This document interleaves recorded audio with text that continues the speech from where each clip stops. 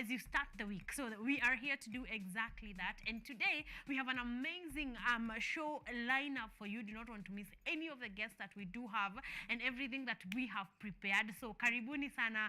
Welcome. Sit back, relax, enjoy. Just sit back, all right? You can also watch this online. So if you're just leaving your house, worry not. I'm going to be telling you where you can watch this in just a minute. But of course, we start the show like always. Today is the 22nd of May.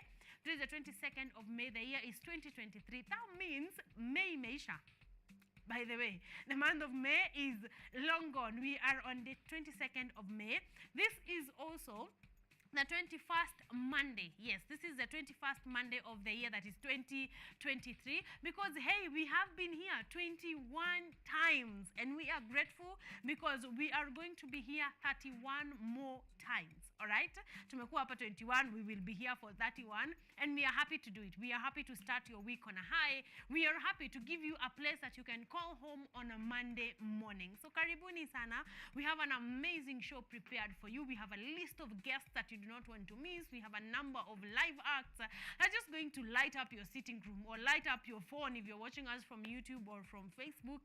So we are ready. We are also going to have conversations around mental health because the month of May is Mental Health Awareness Month. So we are going to be having a discussion on mental health. And I think that one is important for each and every one of us, because if you have a mind, it means you should care about whether you are mentally healthy or not. So we're going to be having those conversations. We're going to mix it up with some live acts and we're going to be having fun while at it. So karibuni sana. We are streaming live on Facebook right about now, Facebook and YouTube. Just go there, look for Art and Culture Monday, look for KUTV Kenya. We are streaming live on YouTube.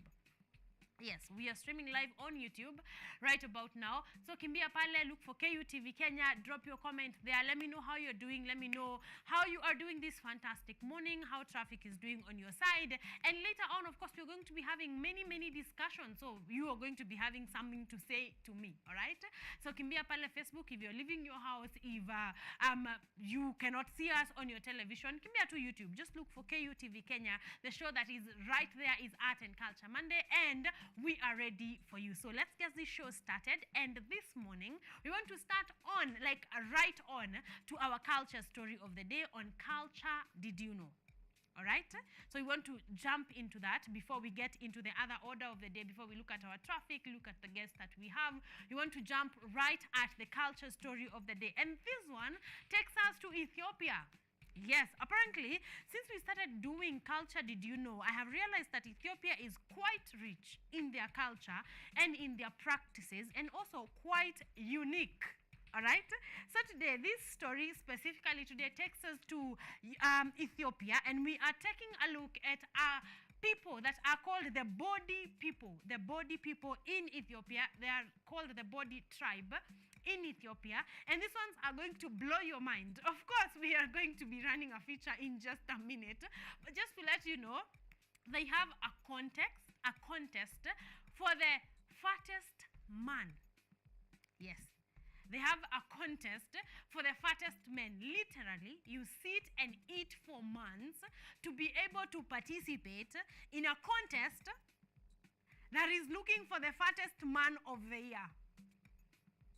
I don't even know what to say. I just want you to take a look at this story, and of course, let me know your thoughts. Let me know what you think about this story. So as you go to the comment section, as you tell me how you're enjoying the show this morning, also kindly let me know what you think about the Body people. So right about now, we are going to take a look at the Body people from Ethiopia and their traditions and their culture on our segment, Culture Did You Know?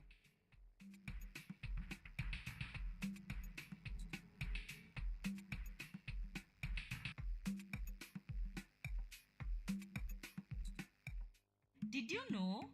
The Body people are a tribe that lives in a remote corner of Ethiopia's Omo Valley and are agriculturalists who still engage in trade by barter system. At the start of each year, the Body tribe holds the Kael ceremony, which is an unusual ritual and a ceremony of fat men to mark the New Year celebrations. 6 months before the ceremony, the contesting young men make a routine of gorging on a special mixture of cow's blood, butter, and milk every day while locked in a hut in a bid to be crowned the fattest man. The ceremony is a competition for men who are not married. During the ceremony is when men emerge to show off their newly engorged physiques, and a winner is to be chosen. The champion fat man is then feted as the hero for the rest of his life, and he will be respected. On the D-Day, the men design their bodies with clay and ashes before emerging from their huts. As part of the competition, the fattened men run around sacred trees for hours, which seems torturous due to their excess weight gain. After that, their bellies are measured, and not only should their bellies be big for them to win, but also should be tight, with no jiggle, and as hard as a rock. A winner is chosen by the elderly men and is crowned and given the title Fat Man of the Year. After the ceremony, the men's lives return to normal and are able to lose their bellies, and a few weeks later, the next generation of competitively fat body men will be chosen, and the cycle repeats itself. Becoming a fat man is a dream of every body kid because he will remain a hero for life. For the body men, being the fattest is a great honor, and the men would do whatever it takes to achieve it. Now, you know.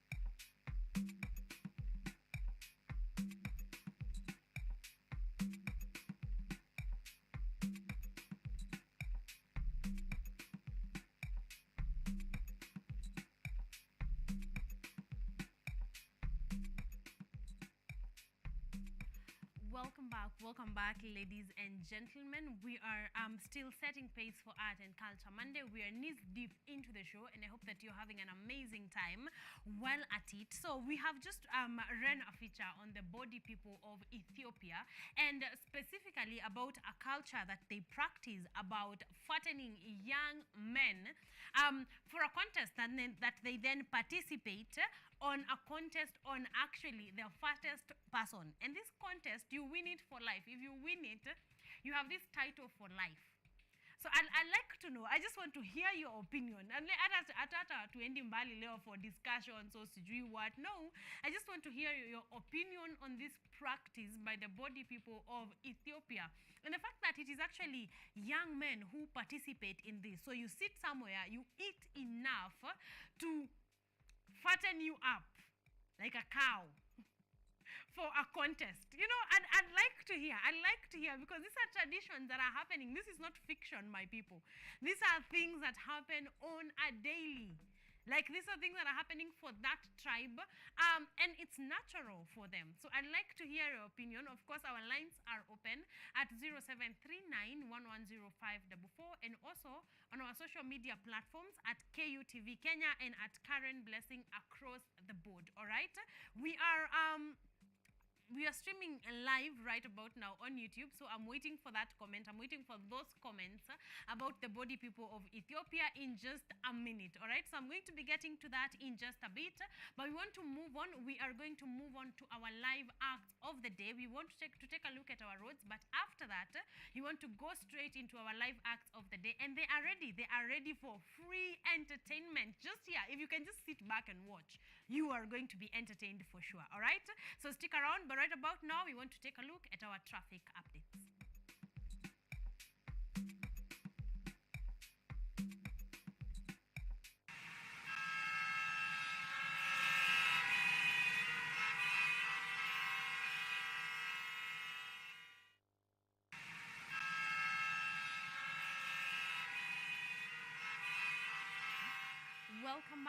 Welcome back. It is a Monday morning, so we definitely have to take a look at what is happening on our roads. And to know it's Monday morning, so you need to know how traffic is before you leave the house. So courtesy of Mathri Route on Twitter, someone is saying traffic on Thika Road is crazy. This morning morning, and that was actually earlier on, like about 30 minutes ago. Someone is saying there is traffic on Thika Road, an accident on Thika Road after Garden City as you go to town. So as you head to Roasters, there's some bit of traffic over there because there has been an accident, but I'm hoping that will be cleared. Wayakiwe is no better because wanasema ni bumper to bumper tunasonga tu, but if you're also using Wayakiwe this morning, you may also be doing taking a while to get there. Someone else is saying if you're leaving Rongai, use Gataka Road. Magadi Road at MMU is not moving. Yes, so if you're headed from Rongai to town and you're passing by Multimedia University, there is a lot of traffic there this morning. So you might just, if you can use Gataka Road, go ahead and do that. All right. Someone else is saying this morning, let me get to that. Thika Road inbound, there has been a 5-car pile-up under the GSU bridge. So Thika Road, there's a bit of traffic because there are a number of accidents this morning. So it's doing even worse. Okay? So you may be taking a while on those routes. Someone else is saying Eastern Bypass. Eastern Bypass, at least this morning we are moving. I don't know how Thika Road is doing. If you're using Eastern Bypass to head into Thika Road, you're good to go, all right, until you get to Thika Road.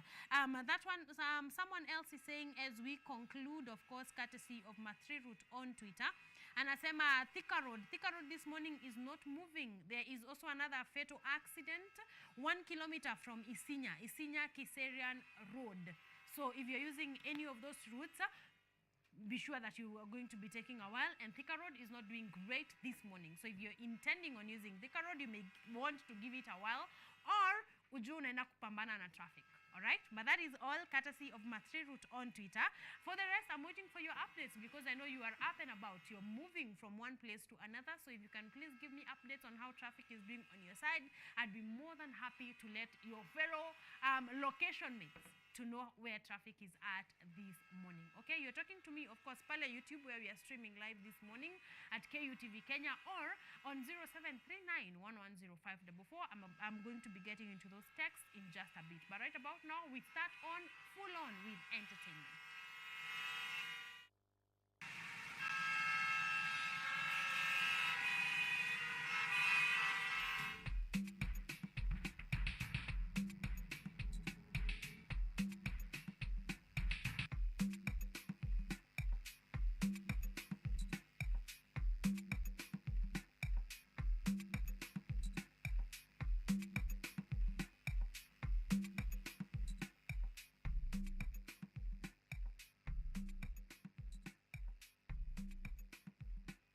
Welcome back, ladies and gentlemen. I said if you see me seated, you know we are talking about something, and we are having a conversation around culture and traditions, and we are talking specifically about the Body people in Ethiopia, and they actually have this context. Of course, they have many things, like we were told they have many things that they are still practicing, like barter trade. This in this day and age. So they go to the market, you exchange your goat for some flour, your barter trade as it is. But that is not even the most interesting part of the conversation, because they actually have a contest about about body fattening. They actually have a whole contest where people go down to eat for the purpose of getting fat, and then participating in an entire contest to get the fattest person of the year, or of the season rather.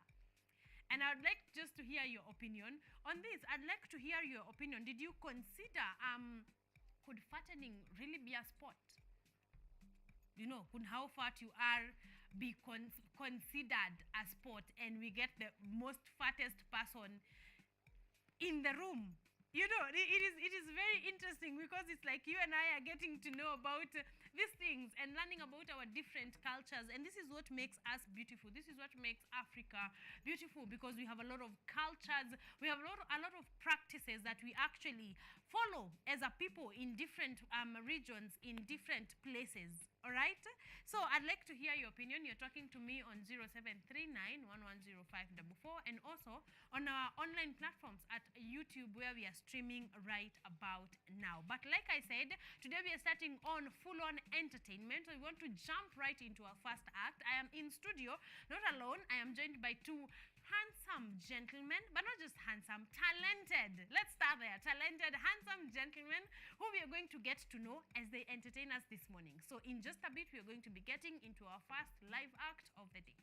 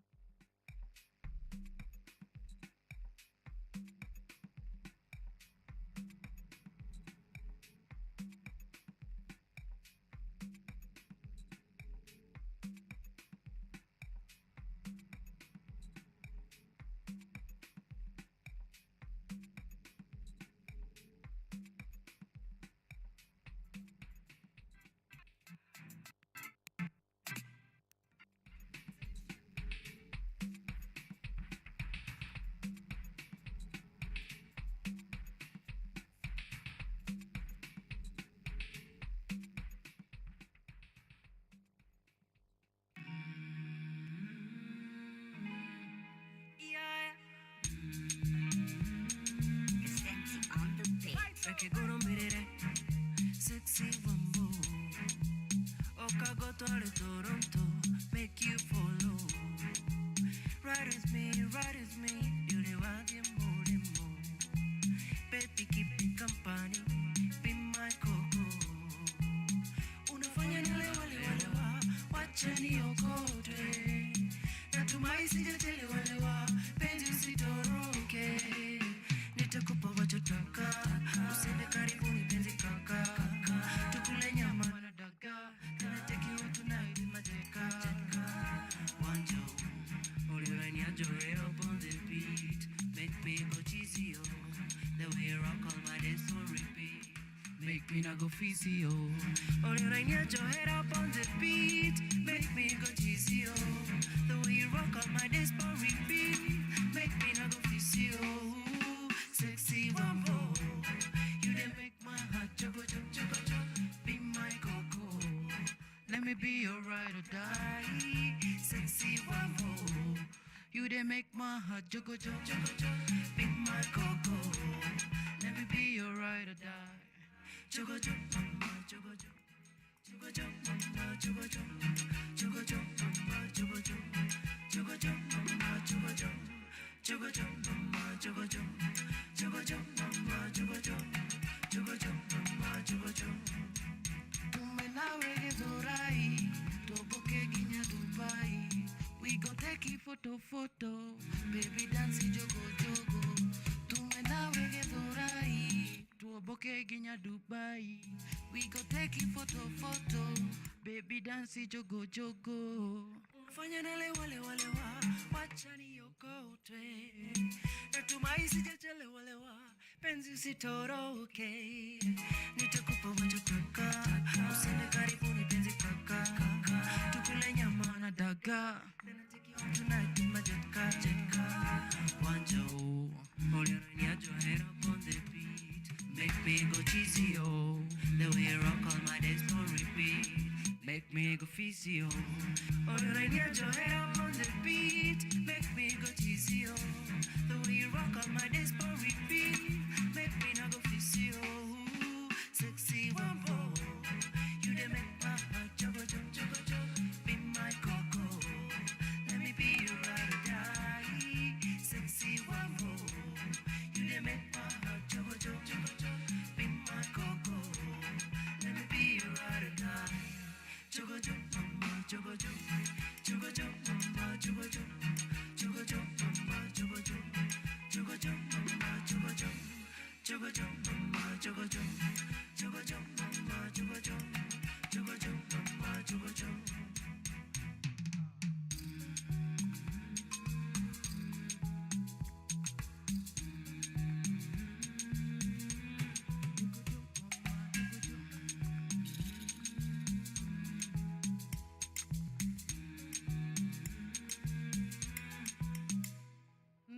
Amazing music from right here on Art and Culture Monday. I want us to get to know the gentlemen in studio. Since we're on a psych, by the way, they are ready. They are ready to do this. Good morning, guys.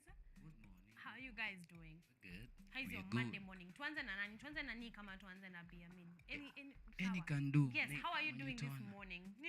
Tuanzie hapa. Yes, tuanzie hapo. First of all, I'm Nick. Yes. I'm Nick Dazi. Yes, Nick. I'm doing good. Uh-huh. Nimeamka fresh, nasikia fresh sana. And thank you for welcoming us here. Thank you very much. You're most welcome. Are you Yes. usually active like this on a Monday morning? Ama ni? Mi uchangamka kabisa daily, man. Yes. Full Ah, charge. then Yes. you're my Monday people. You're my Monday people. Thank you. Bless thank up. You, thank you very much. Bless up, Biamin, bless up. thank you. Biamin, tusalimie. How are you doing this morning? I'm doing great, Saseni. Mm-hmm. Yeah, to all the viewers. Yeah, enough respect. I'm good. I go by the name Biamin. Yes, Biamin. Yeah, tumefurahia sana. I just feel happy to be here. you know. Yeah. Yeah. It's a pleasure. It's a Yeah. pleasure to have both of you in studio this morning, and I'm loving the Shit. work that you are doing. So Thank let's you. let's start from the very beginning. Tuanzie na nani? Nick, when Yes. did you get into the music industry professionally?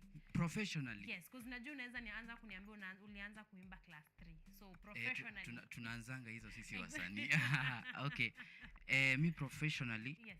music yangu nilianza after high school. Mhm. Hapo ndio sasa nilianzia professionally Yeah. after I met this guy. Mhm.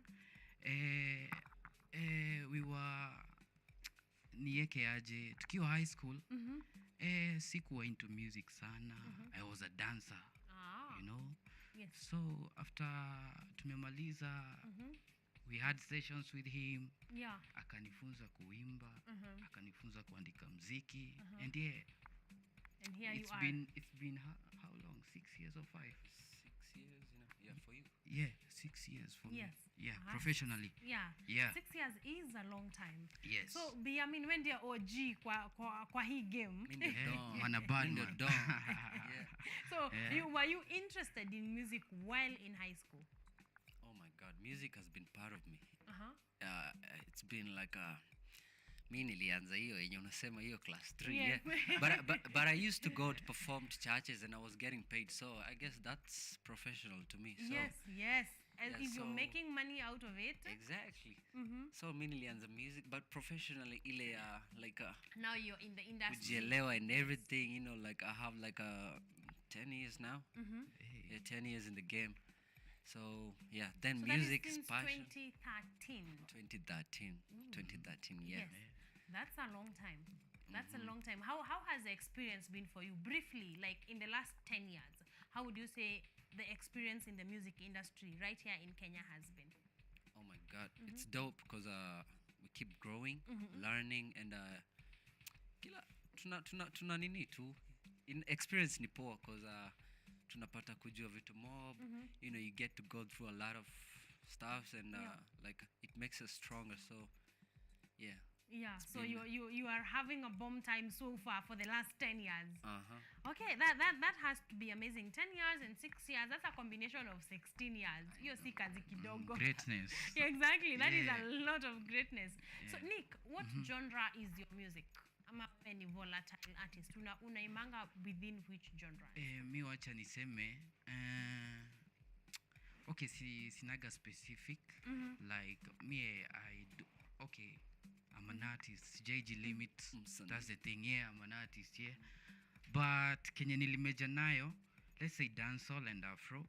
Yeah, that's my thing. Na feelingi poa, na feelingi energized nikimba such type of music, such genre of music. Yes. Yes. Amazing. And you, yes, Yamin? Yamin is not like I'm not confined to a specific kind of genre. So alafu I embrace diversity. So ni ngumu unieke place fulani utajiongelesha, but Yeah. Afrobeat is my style, and yeah, that's it. So it depends with the vibe of the day. Yeah, pale exactly. studio Yeah, leo that's the usikie case. ni Exactly. afro, then you are in there.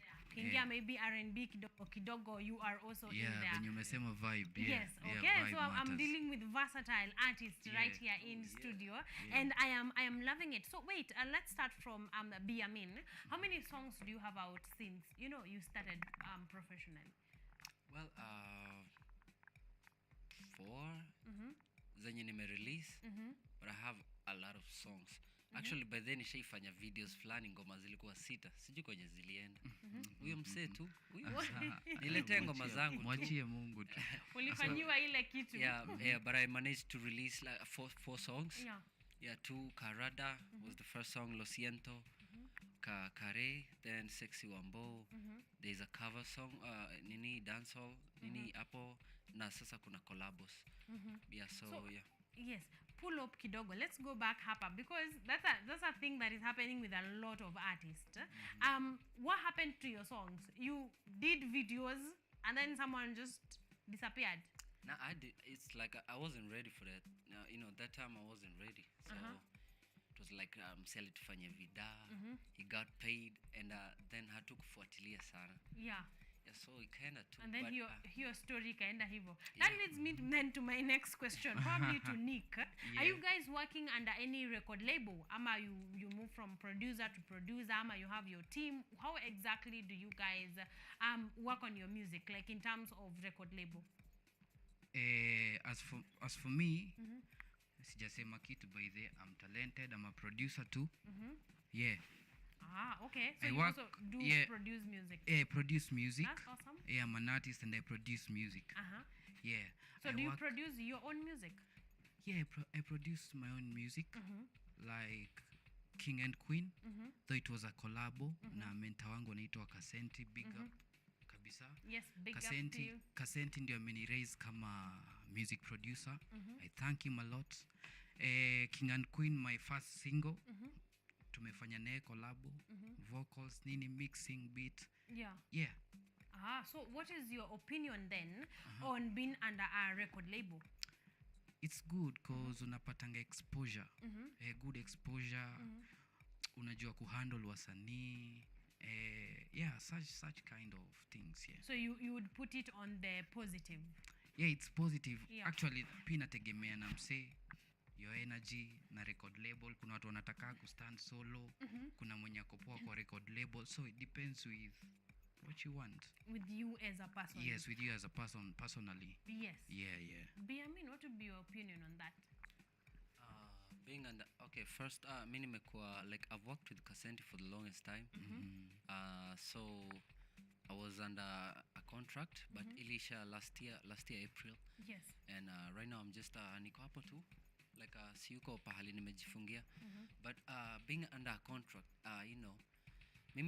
for me ilinisaidia kujua like venye our seo treat wasanii, like how they treat people, like for example Kasenti, the whole family, Kasenti family, ilifanya nijue like kuna venye unafaa ku treat artist, like how you live with people, and then management strategy, unaweza kufunguka akili cause two minds are better than one, so ni poa for me, positivity all the time. That's how I look at everything. Yes. Nice.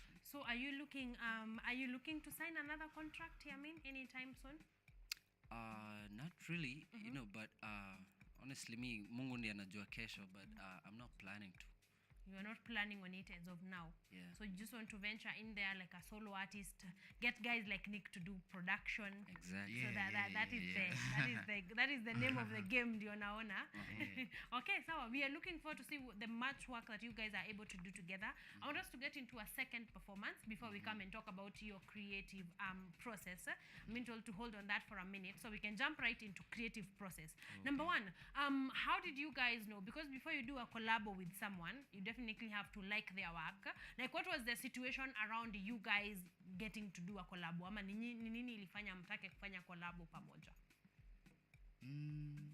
Naweza sema si tumekaa pamoja sana mzee kutoka high school, kutoka form 3 mzee. Yeah.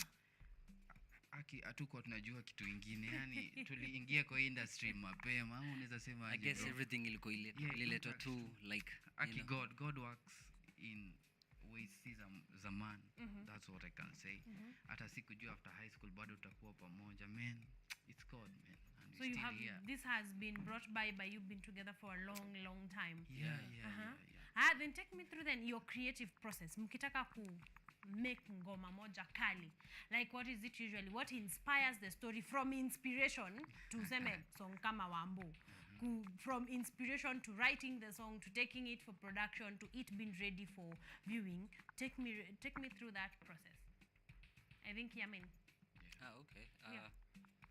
So unataka nianze wapi? Inspiration. What inspires your music? Everything, life Yes. itself, because me personally as a human being, as an artist bado, I have many phases of life. So kuna time nitajipata situation fulani maybe, ama maybe nitainspiriwa na kadem fulani, although madem hawajakuwa kiniinspire lately. Tricky. Yeah, so yeah, that's it. Like a vibe, as we said earlier, vibe is everything. Yeah. Vibe penye inakupata itakupata ukiwaje, wherever it gets you, like you just jump on it na unawakia, like inspiration inatoka kwa life. Hii life tunaishi, everything around me, so that's it. So ukianza kuandika ngoma, sometimes most of the times tunaandikanga ngoma, but for us, like when we are working together, we first come up with a melody, like yenye itakuja tu ya kwanza. Yeah, we just have anything. Ukishapiga hiyo, then that's it. Tunasonga nayo. Until saa kurecord and all that. Who is the stubborn one of the both of you? Who does not show up on time? Mama amechelewa. Mlisema mnapatana 3 p.m. It's 5. Amejisema tu. Ni mimi. Ashajisema. Anajijua. Why? That's me. Hey, nikianza kushow up mapema place, nitajishuka. But is very slow by the way. Huyu jamaa anajitayarishanga kama mdem. When he does, akifika anafanyanga kazi safi. But yeah, that's the good thing. Yeah. Delivery yake is on point 100%. Yeah. When we work together, kila kitu ina turn. Mzee white kama hii t-shirt yangu. Yeah. Nice. If he comes and does the job right, maybe tunaweza msamehea kidogo tu, just mimi nasema do it right. Kichelewa. I love what we do. Still worth it. Hatujai limit vibe yetu. Actually msanii ana limit vibe yake ako doomed, because vibe is everywhere. Exactly. Yeah. Vibe is everything. Vibe is everything. Yes, for Msanii. I want us to move to the performance of King and Queen. Alafu tutakuja kuiongelelea in just a bit. But ladies and gentlemen, right about now, Nick and Yamin on King and Queen. Yeah.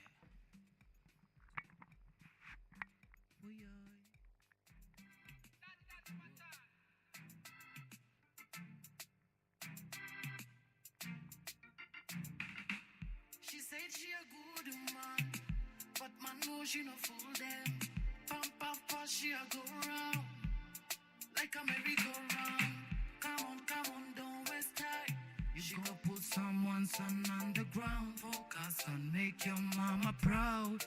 Ooh yeah, king, choose your queen wisely. Go make wealth widely and live life peacefully. Yeah. Choose your king wisely. Go make wealth widely and live life peacefully. Yeah. He says he's a good man, but girl know he no fool them. Anywhere he go, he dive in, without accurate finding. Come on, don't waste time. You can put someone that are underground. Focus, girl, and make your mama proud. Yeah. King, choose your queen Wisely, go make wealth widely and live life peacefully. Yeah. Choose your queen wisely, go make wealth widely and live life peacefully. Yeah. Choose your queen wisely. Go make wealth widely and live life peacefully. Yeah. Queen, choose your king wisely and make wealth widely and live life peacefully.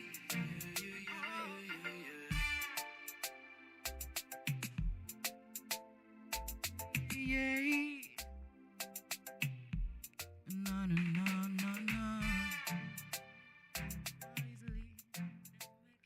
Widely. So that was King and Queen. I King like and the Queen. message. We can start with. Thank you very that. much. I do. Yeah, positive Seems song. like someone sat down and actually thought Yes. through a song. Yes. We like that. When was that song released? That song was released this year. Yes. How did you like the reception ya watu? Bedhe wase walifurahi sana juu watu walikuwa like kuna vibe iko sahi Kenya si ya hii ngoma. Niko like yeah, that's the thing cause nilikam first ukisikiza message ni powerful, very powerful by the way. Naongelea kitu deep sana, kitu wase wanapitia. Naambia wase choose your kwa relationship, choose partner wako carefully. Manzi usimess juu wase wana mess huku wanajinyonga sijui unasikia nini and it's so sad. Kwanza my youth, you get? Yeah, so nilikuwa tu studio hivi vibe ikakam. Yeah, I guess it was on a Monday. Yeah. It must have been a Monday. Mazee vibe ikakam tu. Tulikuwa na my mentor Kasenta. I mean Kasenti, oh my god. Kasenti, sorry man. Nilikuwa na my mentor Kasenti. So tukatengeneza beat, then tukaanza kuham, then tukaimba. And that's how song ilikam. King and Queen was born. Yeah. Oh, we are loving it. I hope that people keep receiving it because I believe starting of the year is still young, you know? It's still young. Biamin, what have you been working on? Starting of this year? I've been working on niseme. Sema stu wase. Manikichapo, we. Hawezi. But I have a couple of projects ready to be released.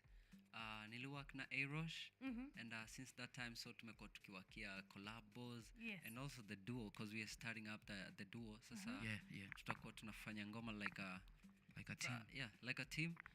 So we've been working really hard on my next EP, the next album. Mziki ziko. So you just get ready for you know. Songs ziko. So then that the automatic question would be, what's the plan for the rest of the year? Like, okay, number one, you guys are starting to perform officially as a duo. That's the whole plan. That is the whole plan. The rest of it tunaachia Mungu because he holds our tomorrow anyways. But plans ziko, collabos, nini hizo videos, shows, live performances. So that's what we're working on. So we're just getting ready. Tuko ready. Yeah, time ndio tunangoja. So by this August tutakuwa place poa. Yes. So what is the plan if you start working as a duo? Are you still going to be doing individual music ama sasa you're concentrating on the duo first?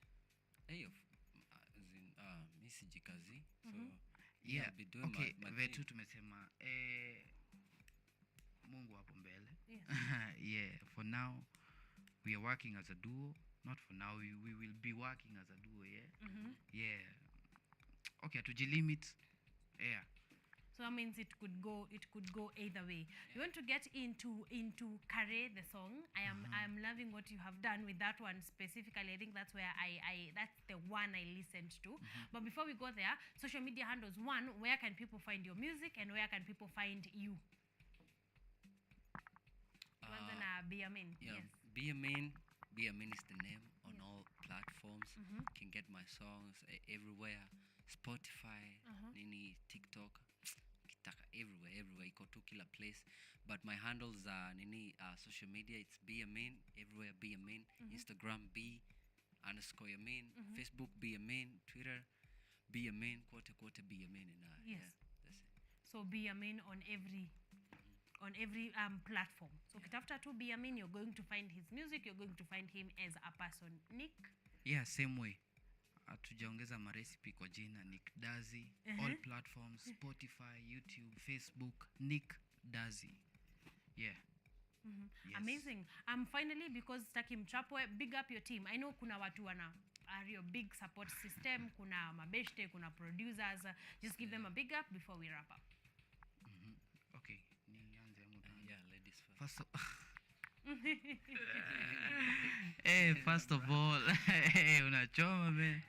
First of all, nataka ku big up my first lady, my mom. Yeah. Nampenda sana. Ameniombea in the morning nikitoka, akaniambia be blessed my son, na nilifeel poa especially on a Monday. Nice. Yeah, mtu mwingine na big up ni my dad. Niko sure na ni watch pahali akiwa mtaa. Yeah. The next person a big up my family. Acha tu niseme my family. Sis bro, big up akina Mo, Kapienga, DJ Nadi, ni DJ mnoma sana. Then God, Mose, thank you man. for this day. Yeah. Thank you. Biamin? First of all, I really thank myself for showing up late. For showing up, not giving up on this. For showing up on time. Yeah, On time. and being so talented. I Yes. mean, yeah, shout out to me. God, appreciate God and my dad. Niliambia dada watch by the way. Ako Coptic Hospital. Yes. Alikuwa amekuwa huko since Thursday. And it was like nilimwambia kesho unaniwatch. So like I hope ananiwatch sana. So shout out to you, shout out to my family, Kasenti Productions, the whole family, kila mtu na mafans wangu maze. Kuna watu wananipendanga tu kuinje and man, yeah, big blessing. Thank you. Yeah. Asanteni sana for gracing our studios today. We Thank are you. happy. We have been entertained. We have gotten to know you a little bit better.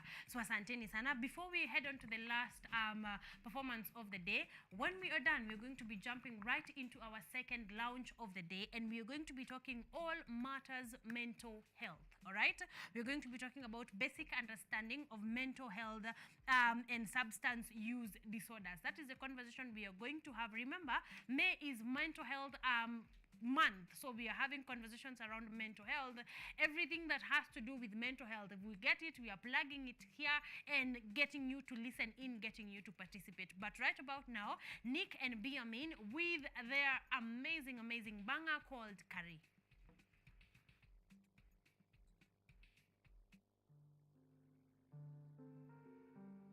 Kasenti on the beat. Baby, make you concentrate. Ordinary nyota, quench mothers today. Baby, make you concentrate. Ordinary nyota, quench mothers today. Hey, udhaka waku notadururu moshe nyaururu na maidha mako are full of shining stars. When you're ready, baby, you're ready. When you're ready, baby, you're ready. When you're ready, baby, you're ready.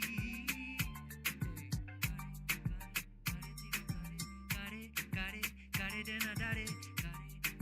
Come and show me your kindness, girl.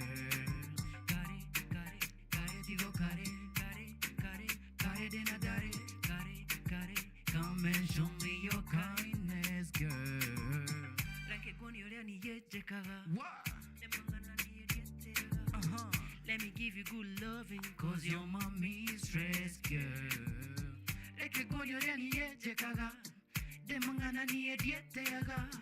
Let me give you good loving, cause you're my mistress, girl. Udhaka waku Tadururu mosi nyahururu. na maidha mako Are full of shining stars. When you're ready, baby, you're ready. When you're ready, baby, you're ready. When you're ready, baby, you're ready.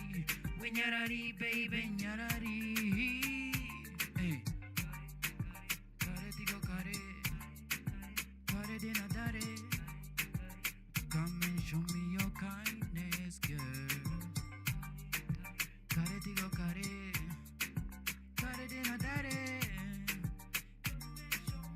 Kindness. We are.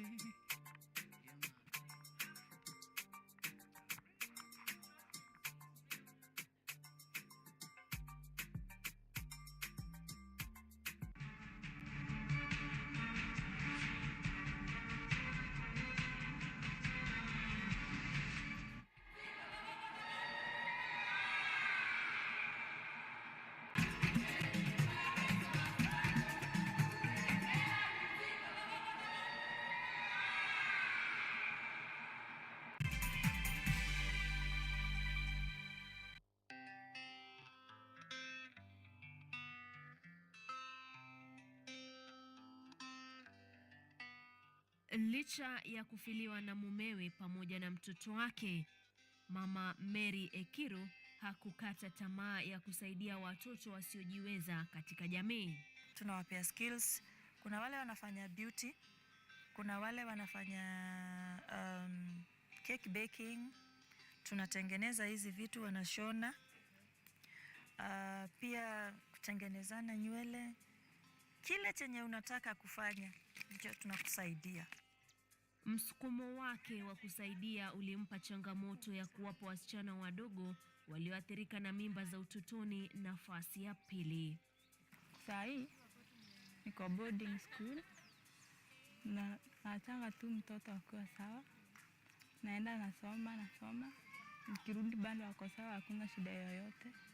Imenisaidia sana katika masomo yangu na kulea mtoto. Usikose kutegea makala ya Mwanamke Mwake Jumatatu saa 12:30 jioni na saa 3 usiku, nami Caroline Kimwele.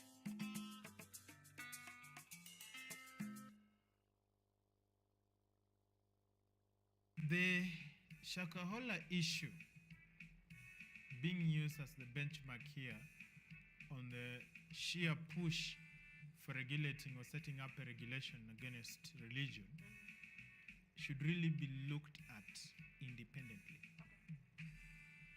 Then we shall soberly engage our legislators.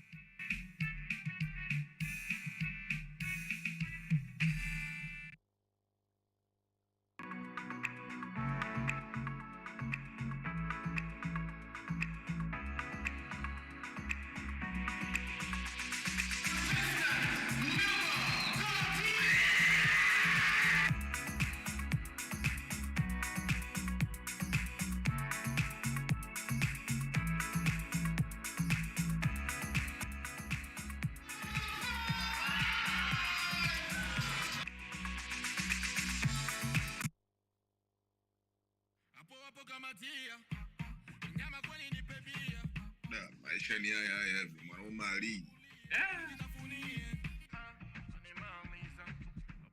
Sielewi yani hata neno moja. Yani tunasikia tu maboko likolo.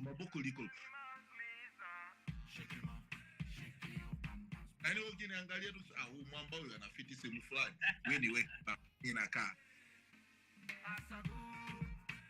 Without your love, I can't move on. Yo, that's your boy Rhino the Don. Keep watching and listening to KUTV.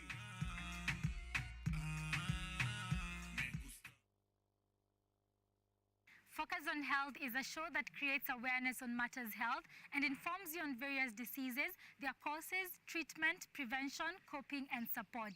So join me, Bari Michelle, every Thursday at 7:30 p.m. only on KUTV. You can also follow us on our social media platforms at KUTV Focus on Health on Facebook and also on YouTube, and Health Focus on Instagram, because your health is your wealth. Stay safe and stay healthy.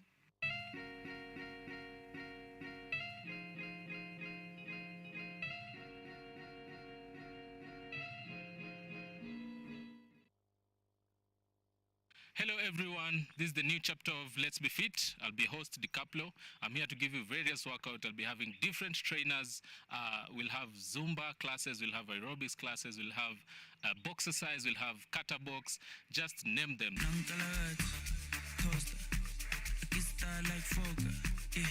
Pull up in a beam, too much too clean, I'm taller. Aye, don't foster, serious and daughter. A big time player. Trip too big and ganja. I went flexer, Tina said gym, too hot. The show comes every Thursday from 6:30 a.m. to 7 a.m. Keep it locked, make sure we keep fit, and that's it from me to you. Let's be fit. Big and ganja. I went flexer, Tina said gym, too hot like a heater. My neck done froze like winter. Don't bet it on liquor, Shay's on big picture.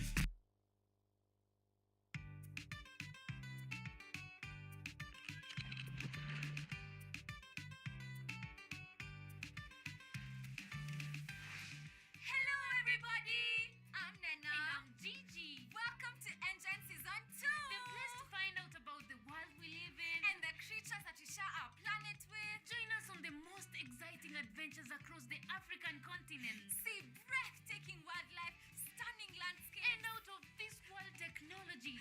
Meet incredible scientists and learn fantastic facts. Explore, discover, be amazed. Be part of the next generation of African change makers. Be a part of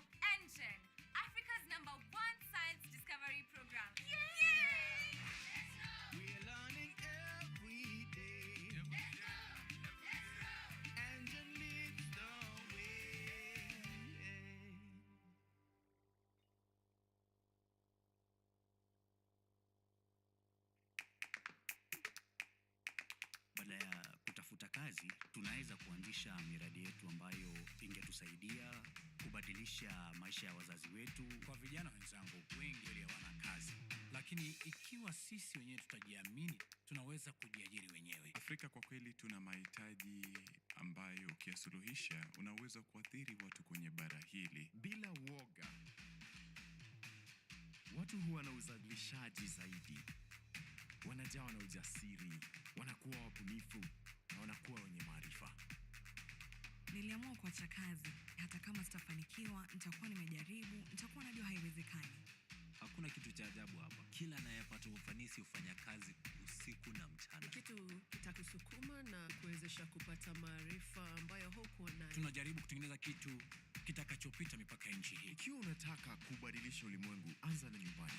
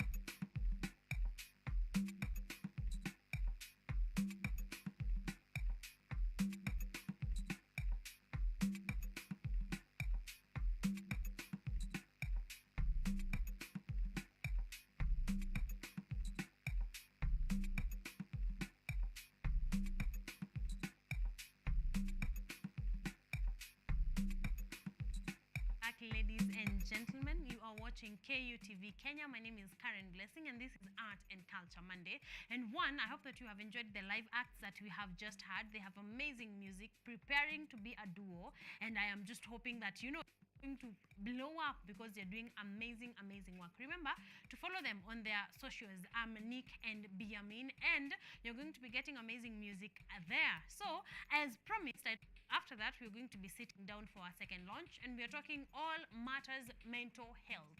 Now the month of May is Mental Health Awareness Month. So we have been having conversations around mental health and we are glad to belong actually to Kenyatta University because as a university there has been a lot of activities surrounding mental health conversations and mental health discussions.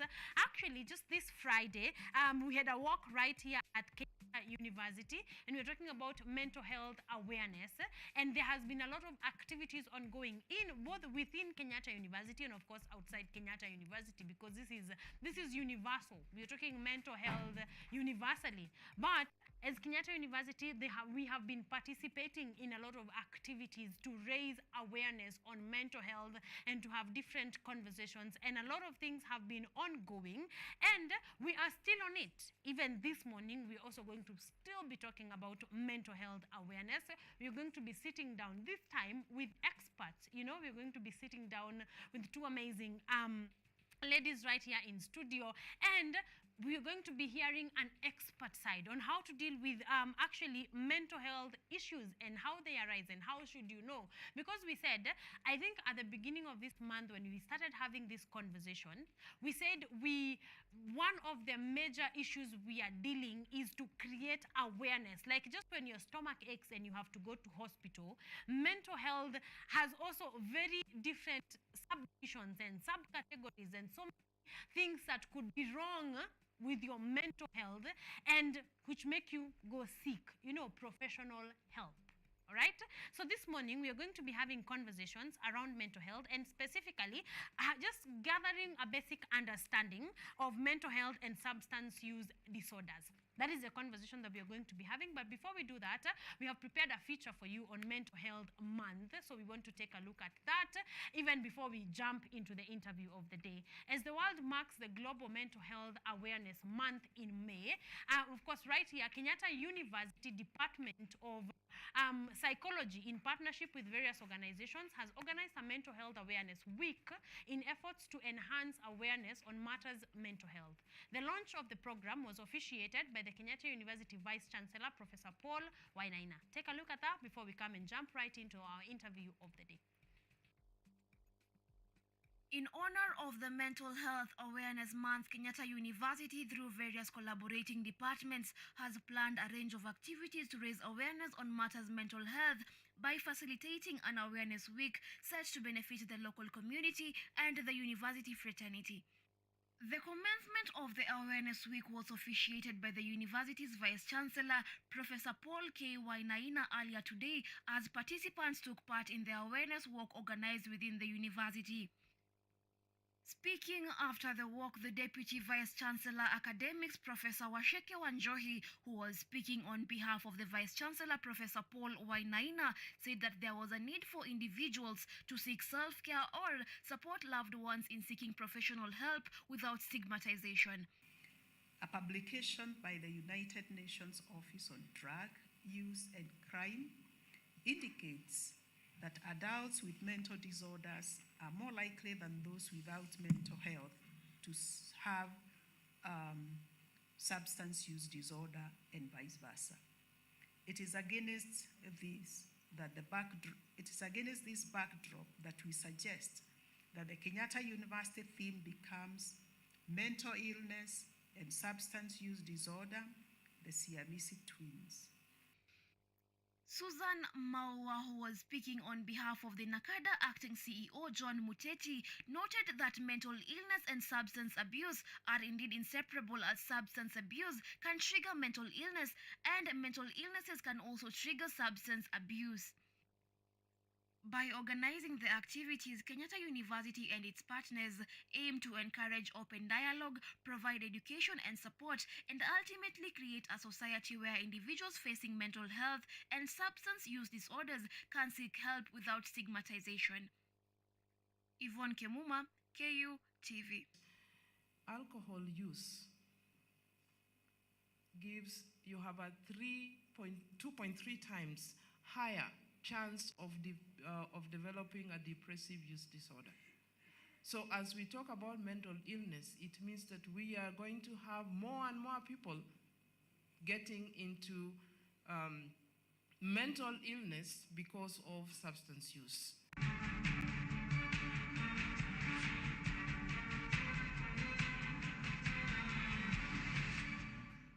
Welcome back, ladies and gentlemen. You're watching KUTV Kenya. The show is Art and Culture Monday, and you're with me, Karen Blessing, and I am not alone. I am joined by experts. I think that's the word, because they have so many titles in their bag, but they will be telling us all about them. But we are talking all matters mental health, and we are here to listen in. So if you can grab your notebook, grab your notepad on your phone, you are going to be learning a thing or two today. All right. So karibuni sana, karibuni to the second launch of the day, and keep your questions coming. Okay, talk to me on KUTV Kenya. We are streaming live on YouTube as KUTV Kenya, and also on our SMS and WhatsApp line 0739110544.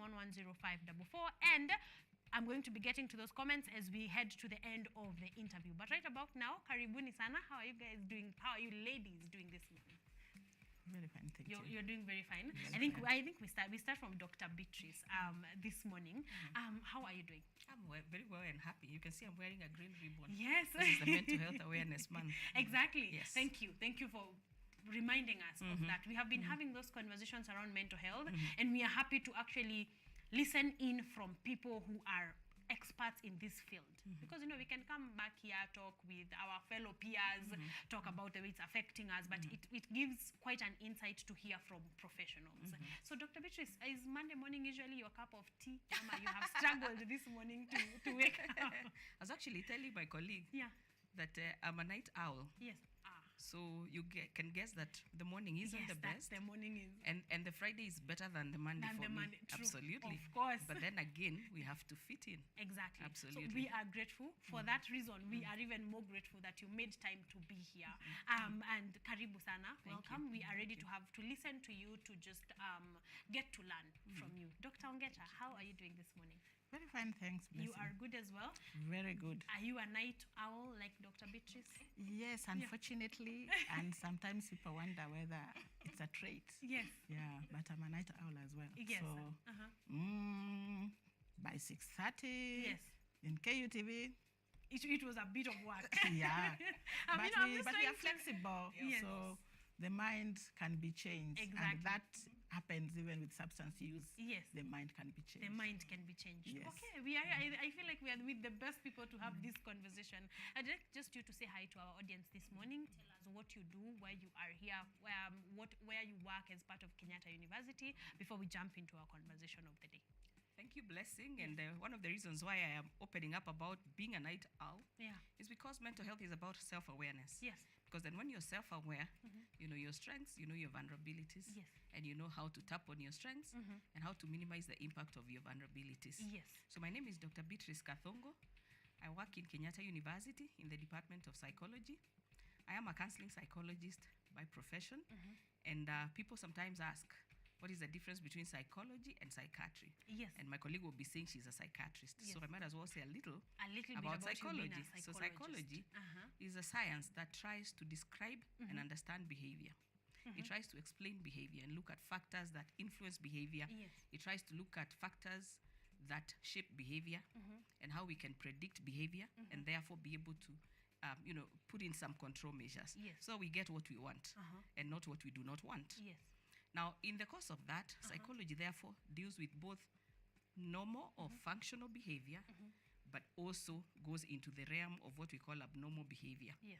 And it is in that space of abnormal behavior that we then meet the psychiatrist who's coming from medicine Yes. and dealing with medical conditions, Yes. including medical conditions that are of a mental nature. Yes. So that is where we meet somewhere, Yes. but they go to the medicine side and we go to the normal psychology side. So part of what we do in psychology is what we call positive psychology. What can we do to build in factors that bring in individual growth, group growth, community growth, national growth, Yes. as opposed to waiting for people to be sick and then we intervene. Yes. So that is what psychology in essence is about. So I am a counseling psychologist.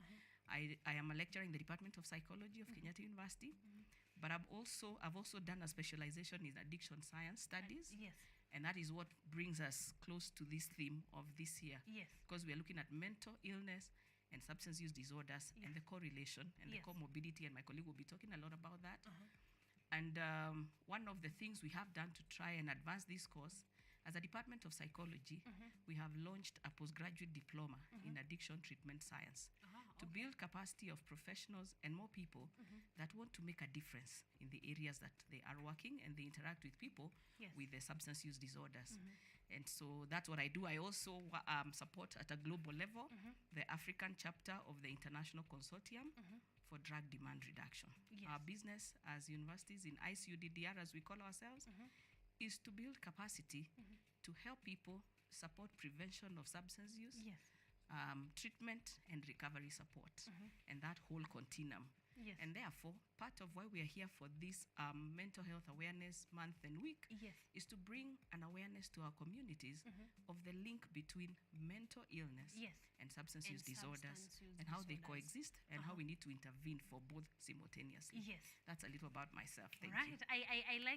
One of the reasons why I like interviewing a lecturer is because they put things very simply. You are learning, so I feel like I am already gathering information, and I like that we have started with actually demarcating where is the line between psychology and psychiatrists. And I know Dr. Ongecha is going to be taking us to the psychiatry side, so we might as well jump into that. Doc, just to say hello and tell us what your specialty is in. Good morning, viewers, and good morning, Blessing, Good for this morning to you morning. too. Yes. The name Blessing already is a positive one for Thank us. you. Thank you very much. So I'm Dr. Francisca Ongecha, Yes. and I am a psychiatrist and a lecturer at the Department of Psychiatry and Mental Health here at Kenyatta University. Yes. Amazing. I'm also an addiction medicine specialist, and having spent quite a bit of time in treatment services, Yes. both within and outside the country. So people ask, what is a psychiatrist? And by the way, it's very good to ask that, because people don't want to come. When they hear the psychiatrist, they Yes. disappear. Yeah. Many of them are sent by my colleague here Yes. and the whole specialty group. Yes. But then ask me, Doctor, have you seen, I sent you a client, blah, blah, blah. Said, no. I have not They haven't seen even called me. Yes. Yeah, so they disappear because of that. But we don't want them to disappear. Psychiatry is a specialty in medicine, just like gynecology, Yes. surgery, pediatrics, when you are saying you're a pediatrician. Yes. So it's a specialty, one of those specialities Yes. in medicine. Yeah. And therefore, what do we do in psychiatry? What we do is very simple. We manage those conditions, patients with those diseases that affect mind, behavior. Yes. And there are several types, and I know we'll get into that. Yes. Yeah. So when things become abnormal, then they are a disease. Yes. Yeah. So it is at that point that we now Work manage. on the management. Yes. Yeah. We also deal with prevention of that. We deal with treatments, care, and rehabilitation Yes. of patients with mental, what we now refer to mental disorders, diseases of the mind and behavior. Exactly. Yes. Yes. So I'd like to say at this point, for us to destigmatize the whole conversation around mental health, just like you have malaria, it's not a problem. Like, it is a problem, but it can be sorted. So I'd like people to understand that also mental health and mental health disorders and substance abuse can also be actually taken care of. They can be managed, they can be treated, and that is why we have professionals with us here, just to tell you, no, these things happen, just like you'd have a flu. So you can have a flu, get treatment, and the flu is gone. All right? So I want us to jump right in. What is mental health? What is meant by mental health, Dr. Ongecha? Mental health illness and disorders and substance disorders. Because I feel like that's a lot of terminologies that are in there. So just kindly break it down for us. What is meant by mental health, mental health illness and disorders, and substance disorders? Okay. So I want us to talk about mental health, and I want even you to be very keen, and our viewers and listeners to be keen. Yes. Because I want us to be able to evaluate ourselves. Remember, Beatrice talked about self-awareness. Yes. I want us to be able to evaluate ourselves after the definition of mental health, Yes. before we get to the others. Yes. So what is mental health? Mental health is a state of well-being. Well-being, yeah? Yes. Where you are able to cope with the daily stresses of life. You are able to be productive, and you are able to reach your full potential. Yes. Yeah. So we expect you to be able to be productive Yes. and be able to offer something to your community or society. So that is the definition. Yes. So we can take a minute. Exactly. Yeah. Am I You able? said well-being. Exactly. State of well-being. Yes. Well-being here is social, spiritual, mental, and Exactly. physical. Yes. Yes. And then we are talking about you being able to cope with daily stresses of life. Things like when I was coming here, and of course you get traffic, and I'm like, I'm getting late. Exactly. What happens to me? Do I Yes. start honking Yes. or At making everyone on noise the road. or already, Yes. Mentioning some things in my car about the traffic policeman who is stopping us, you know. Yes. Yeah. Am I able to Are you cope? able to cope with Because daily those are stress? daily stresses. And daily stress will always be there. Yes. Yes. Yeah. I've So- just taken the simplest because these many people had this morning. Yes. You know, the matatu is stopping to True. pick everybody and Yes. you are late and it doesn't, it's taking longer. Yes. That is coping with daily stresses Yes. of life. And then being to be able to reach your full potential. Where you are working, whether it's in the farm, whether it's in school, Yes. whether you are in an office, whether you are, wherever you are, Yes. is it your full potential? Or there are things that are making you do something that is not really Yes. the best for the day? Exactly. And then finally, are you contributing to your society? Exactly. Yeah. Because you are part of a society. Yes. There is an expectation for you to contribute. I mean, we are contributing to the mental health conversation by being here, Yes. by having this conversation, by creating this awareness. Yes. Okay, so you need to be contributing. You cannot just be a bug in society. No. Yes. You should be able to contribute. And therefore, from that, we now move to mental illness or mental disorder. Yes, what is mental So illness what is or mental disorder? illness or what is mental disorder? Actually, these names are synonymous. Sometimes even say psychiatric disorder. Yeah. So it can be mental illness, mental disorder, or psychiatric disorder. The names can be used interchangeably. Yes. So mental disorder is when now we have inability for you to be able to function normally. Why?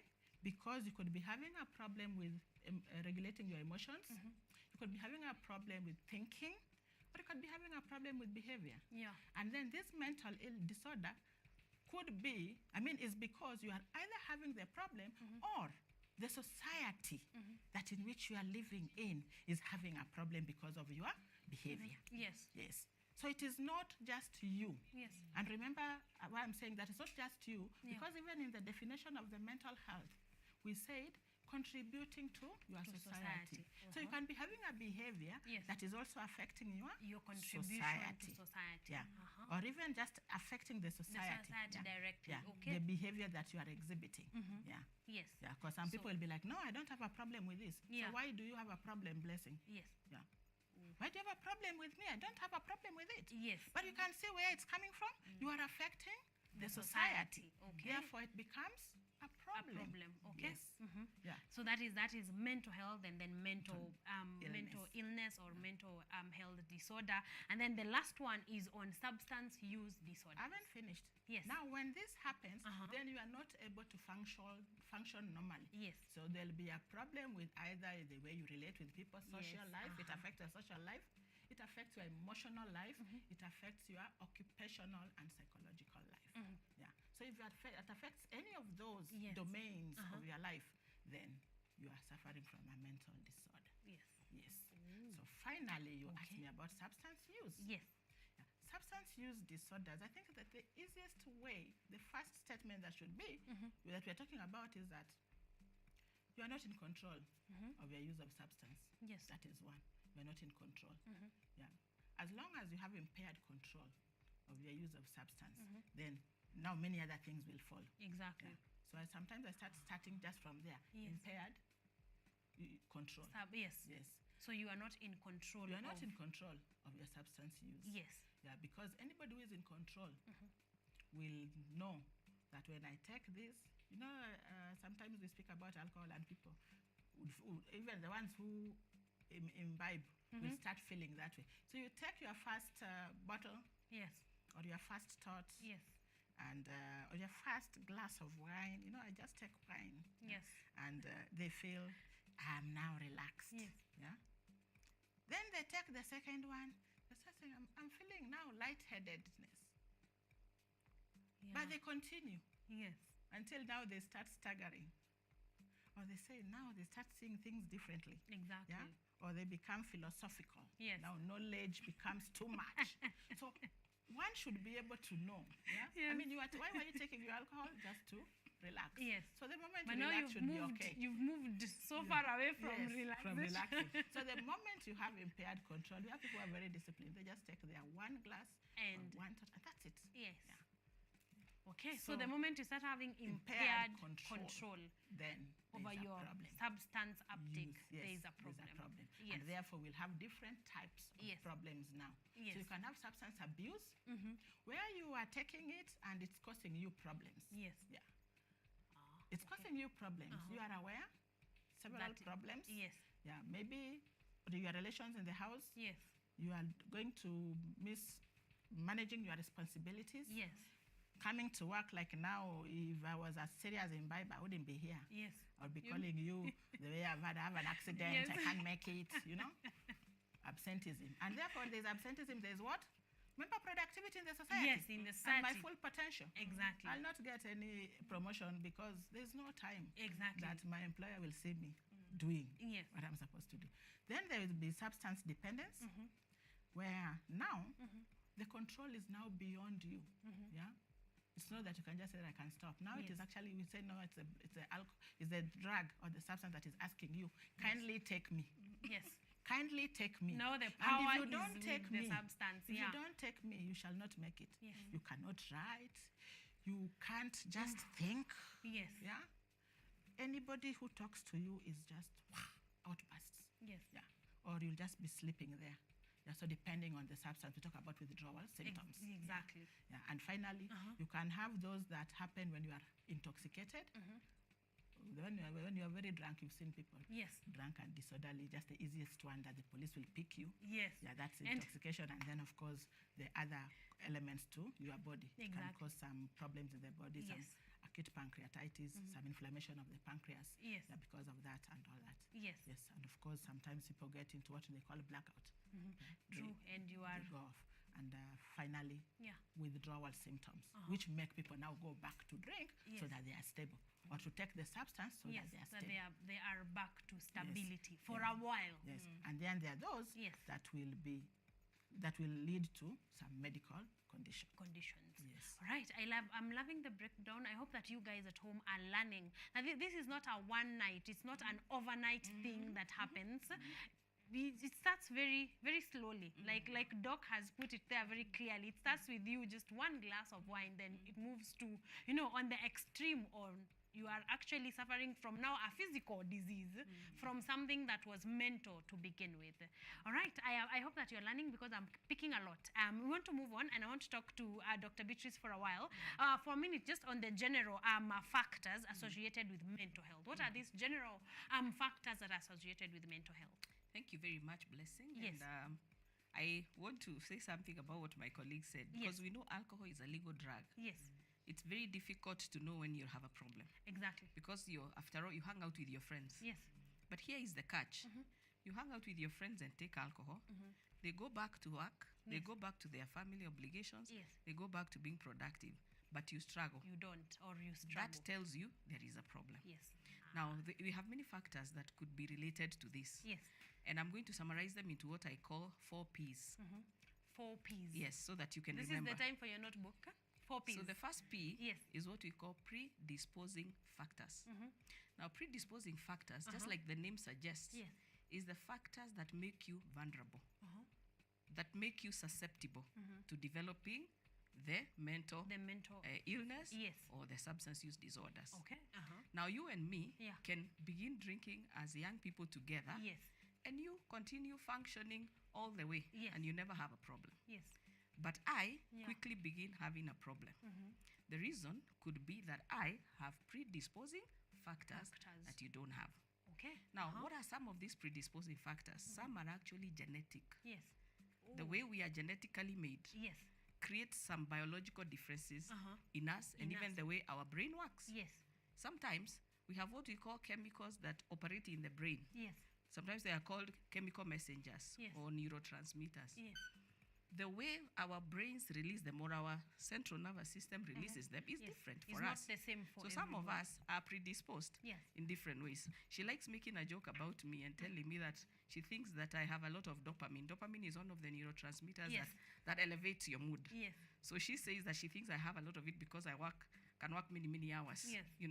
Now, these biological differences then can mean that I am predisposed towards developing a disorder Yes. much more than she is or Than- much more than you are. Exactly. And therefore, being able to understand that. And one of the ways we look at predispositions is to actually look at our family lineage. Even when we do history, when we are doing assessment Yeah. of patients, and when they are doing assessment of patients, we ask for family history. Okay.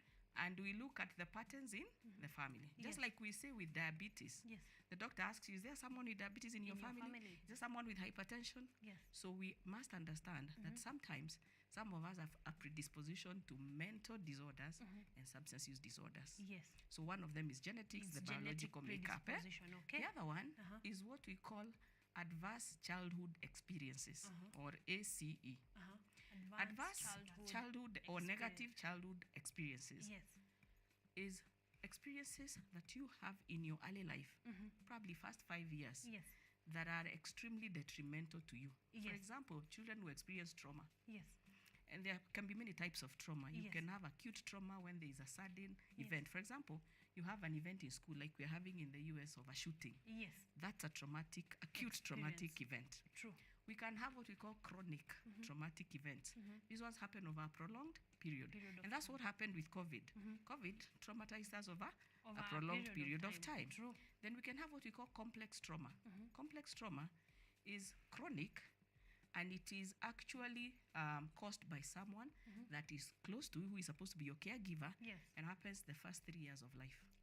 Okay. So if you're a child and you're getting abused by your caretaker, which is happening, Yes. whether it is All the physical time. abuse, Yes. sexual abuse, Emotional emotional abuse, those are negative childhood experiences. Yes. And there's a way they alter the brain, and they can actually predispose you to these conditions Yes. that she has talked about. Yes. Other times it's the environment you live in, a toxic environment. Yeah. Some of us grow up in environments where our families are brewing alcohol. People Right come at in to home. take it there. Yes. Some of them are sexually harassing you as they come in. Yes. So that the toxicity of the environment itself that you grow up Yes. can also be a predisposing factor. So that Okay. is predisposing the first P. factors. Exactly. Second P. The second P. Yes. Now we know that just because you're predisposed to diabetes Yes. by your genetic makeup Yeah. does not mean you will develop diabetes. True. Just because you're predisposed to asthma doesn't mean you will develop asthma. Yes. And all these other, chronic diseases. So there will be a factor that will need to activate that predisposition Exactly. for it to become a reality. Yes. Now that factor is what we call precipitating factor. Precipitating. Yes, to precipitate means to trigger. Yes. To trigger. Yes. So we can all remain predisposed, Yes. but we never develop mental disorders, we never develop substance use disorders, because we never bring in the trigger. And that's the part I like about the way we were made. Yes. That just because I'm predisposed Does doesn't not mean make me helpless. Not at all. Yes. We have got the triggers, and the triggers are the precipitators. Now, some of these precipitators could actually be the experience of an acute crisis. Yeah. So, for example, you have been functioning very well. Yeah. Suddenly, you get a traumatic experience. And sometimes it happens with young people here in the university. Yeah. Maybe someone gets raped Yeah. out there. Yeah. Now, that's a traumatic experience. That now can be a trigger Yes. to a mental disorder or a substance use disorder to someone who is predisposed. So that is a trigger. Yes. High school students go to school. Yeah. You get bullied. Yes. We have heard about kids who really get bullied. Yes. That bullying can become the trigger, Yes. the precipitating factor. Okay. Loss. Yes. You lose a loved person that's very close to you. That in itself can become a precipitating factor. Okay. So that is precipitating factors. Okay. So that is the second P. Yes. We are moving on well. We are learning things. Mhm. Okay. Now we go to the third P. Yes. Now, just because an acute event has happened, Yes. for example, many people get the experience of an acute event. For example, like even in that shooting of our children in a school, Yes. or an accident, a car accident, So we can all experience an acute event. Yes. But some of us will go on to recover fully, True. but others will not. And they will end up with substance use disorders and mental illness. Reason being, the third factor, it is called perpetuating factors. Perpetuating factors comes from the word perpetuate. Yes. And if I was to model what perpetuate is, it would be Yes. like this. Yes. Right? Yes. Like this. So the trigger starts, Yes. but the problem doesn't end there because something else comes to aggravate. Exactly. So that Keeps aggravator, aggravating the yes, situation. so Okay. that Yes. is the perpetuating factor. And that therein lies the biggest problems. Yes. Now, perpetuating factors could be, what kind of environment are you in? And I want to give you an example of abuse. Yes. When you have been sexually abused, for example, and you go to report Yeah. to your family, and you go to report to your institution, and you Yes. go to, what kind of reactions do you get? True. You can start being blamed and told, you know what, we always tell you about dressing that way. Exactly. We always tell you about staying out late. We always, so those now become what? Aggravating factors. So instead okay. of helping you recover, Yes. they now, it's like they are adding, making we it say worse. adding salt to what? To a wound. To a wound. Yes, yes. Yeah, adding insult to injury. Yes. So that is what perpetuating factors are. General life stressors. Exactly. You know, sometimes we say you can experience multiple stressors. Yeah. So you got raped. Then your husband decides to divorce you. And now your family is against you because of that. Now, those are just aggravating. Exactly. And they will just lead you towards mental disorders and or substance use disorder. disorders. Okay. Now, we have the fourth factor, Yes. which is the most important for me. Yes. Because therein lies the solution. We okay. call them protective factors. Factors. Okay. Protective. A protective factor, just like the name suggests, Yes. is anything now that will put a stop to that channel. Yes.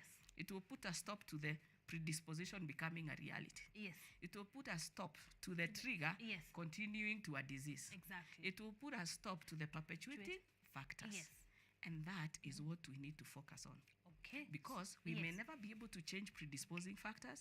We may not even be able to remove precipitators because they are life occurrences. Yes. We might not even be able to do away with perpetuators because everyday stresses are Exactly. there. But there's a lot we can do with the fourth P, which is the protective factors. Exactly. And that is why we are here today. We are here today Yes. to build protective factors. We are here today to educate ourselves and our people Yes. and to tell them there is something you can do. Yes. Part of protective factors is building resilience. Yes. You know, there's something today, before we used to think of IQ only. Yes. Oh, high IQ. Yes, high But do you know that IQ. research has shown Yes. people with high IQ Yes. do not have successful outcomes in life? Yeah. Because there are other types of intelligences, Yes, what we call exactly. multiple intelligences. Yes. And one of those intelligences is socio-emotional intelligence. How much aware am I of my emotions? Exactly. That's why we began by telling you, we are morning owls, we are night owls, we are Yes, what? That's yes. part of emotional intelligence. Now, there is also something called adversity quotient. This is a type of intelligence based on your ability to bounce back Yes. from negative life experiences. Yes. We all got COVID. We all lose loved ones. Yes. We all experience negative life events. How quickly do we bounce back? That adversity quotient Yes. is something we need to learn to build. And that's what we are calling building resilience. And how Yes. do we do that? Yes. We can begin to think of how, for example, if your self-esteem is high, you tend to bounce back faster Yes. from negative experiences. True. So how do we have programs to build self-esteem? Yes.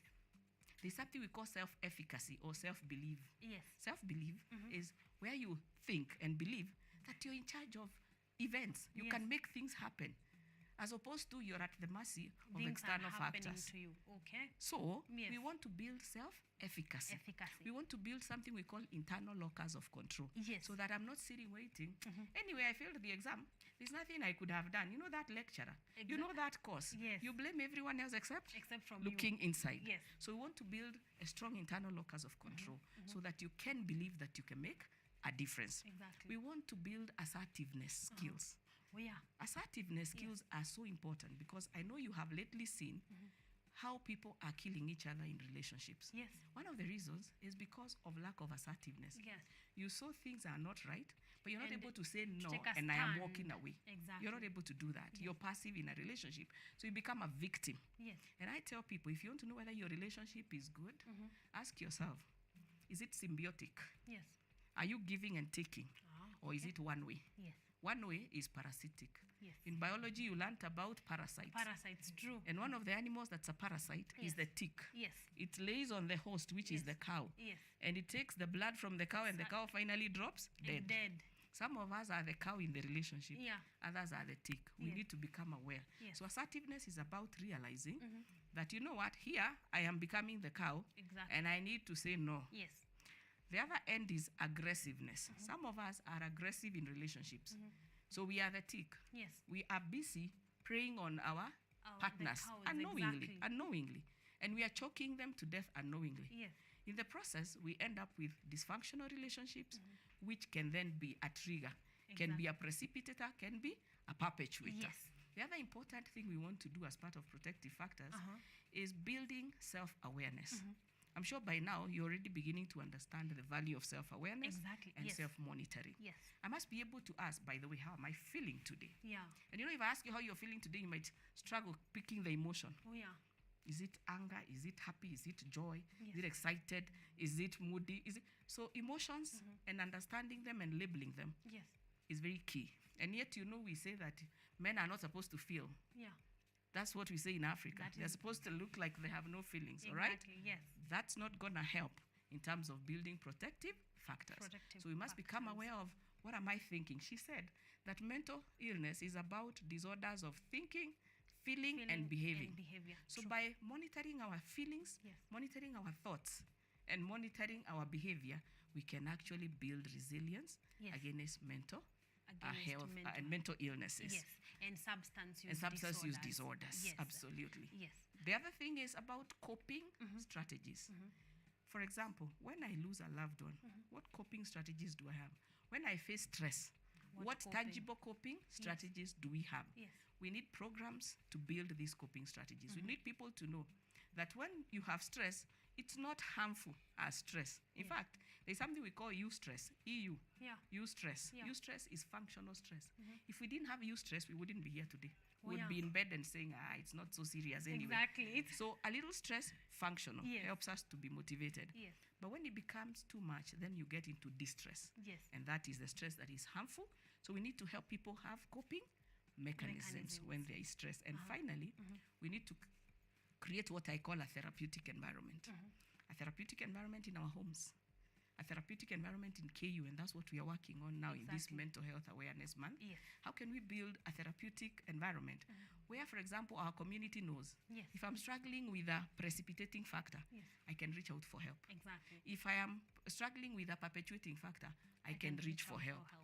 So we want people to understand that we want to build what is called recovery capital. You know, when we say capital, we only think about capital in investment. In investment Now, I and want to say cash. very quickly Yes. about recovery capital. Recovery capital is all the resources an individual has at their disposal to help them manage these difficult life conditions so that they don't get into mental illness. And if they do, Yes. not severe, we can stop it. Yes. All right? Okay. And so some of the things can be personal. We call that personal recovery capital. And the things I've been talking about here, like assertiveness, self-esteem, those are personal recovery capital. Exactly. But we also have family and social. Family support is so key in terms of building resilience Yes. and a protective measure. And some people don't have family. Yes. And we say in the world of mental health and substance use disorders, family is not necessarily your biological people. Yes. It is anybody that cares. So if you don't have a supportive family, can you look out in the society, maybe in the church? Yes. Maybe there's a neighborhood group. Yes. There's always a social social- mechanism that you can build into Exactly. that can be a social capital. Yes. The third is what we call community recovery capital. And this is where I speak to government Yes. and I speak to our policy makers. Exactly. Do we have within our community places people can run to? Yeah. Do we have within our community wellness centers? Do we have wellness clinics? Do we have helplines that I can call and get supported? Yes. That is community recovery capital. Do we have hospitals? She'll be telling you that we have very few psychiatrists in this country and Yeah. psychiatrist hospitals. Sometimes I've tried to check in a patient in a psychiatrist hospital and they are full. Yeah. The medical, I mean, the public one is full and they can't afford private. Exactly. So this community recovery capital, our government, our policymakers must come in and address. And Yes. finally, we have what we call cultural recovery capital. Sometimes substance use disorders have a lot to do with our culture. Oh, yeah. You go to cultures where certain drugs are accepted, appreciated, and almost glorified. Yes. We bring up our children in those cultures. Yes. We socialize them to see those things are good, Yes. they are normal, they are fine. So when they have stressful life conditions, how do they cope? They take the substance. take the If they have a predisposition, they end up with a substance use disorder. Yes. So those are the things Those are the that things. we I are hope thinking about. that you guys are taking notes because I'm learning so much here. To start with, we start from prevention, if we can be able to prevent, if we can be able to cure before we get to severe.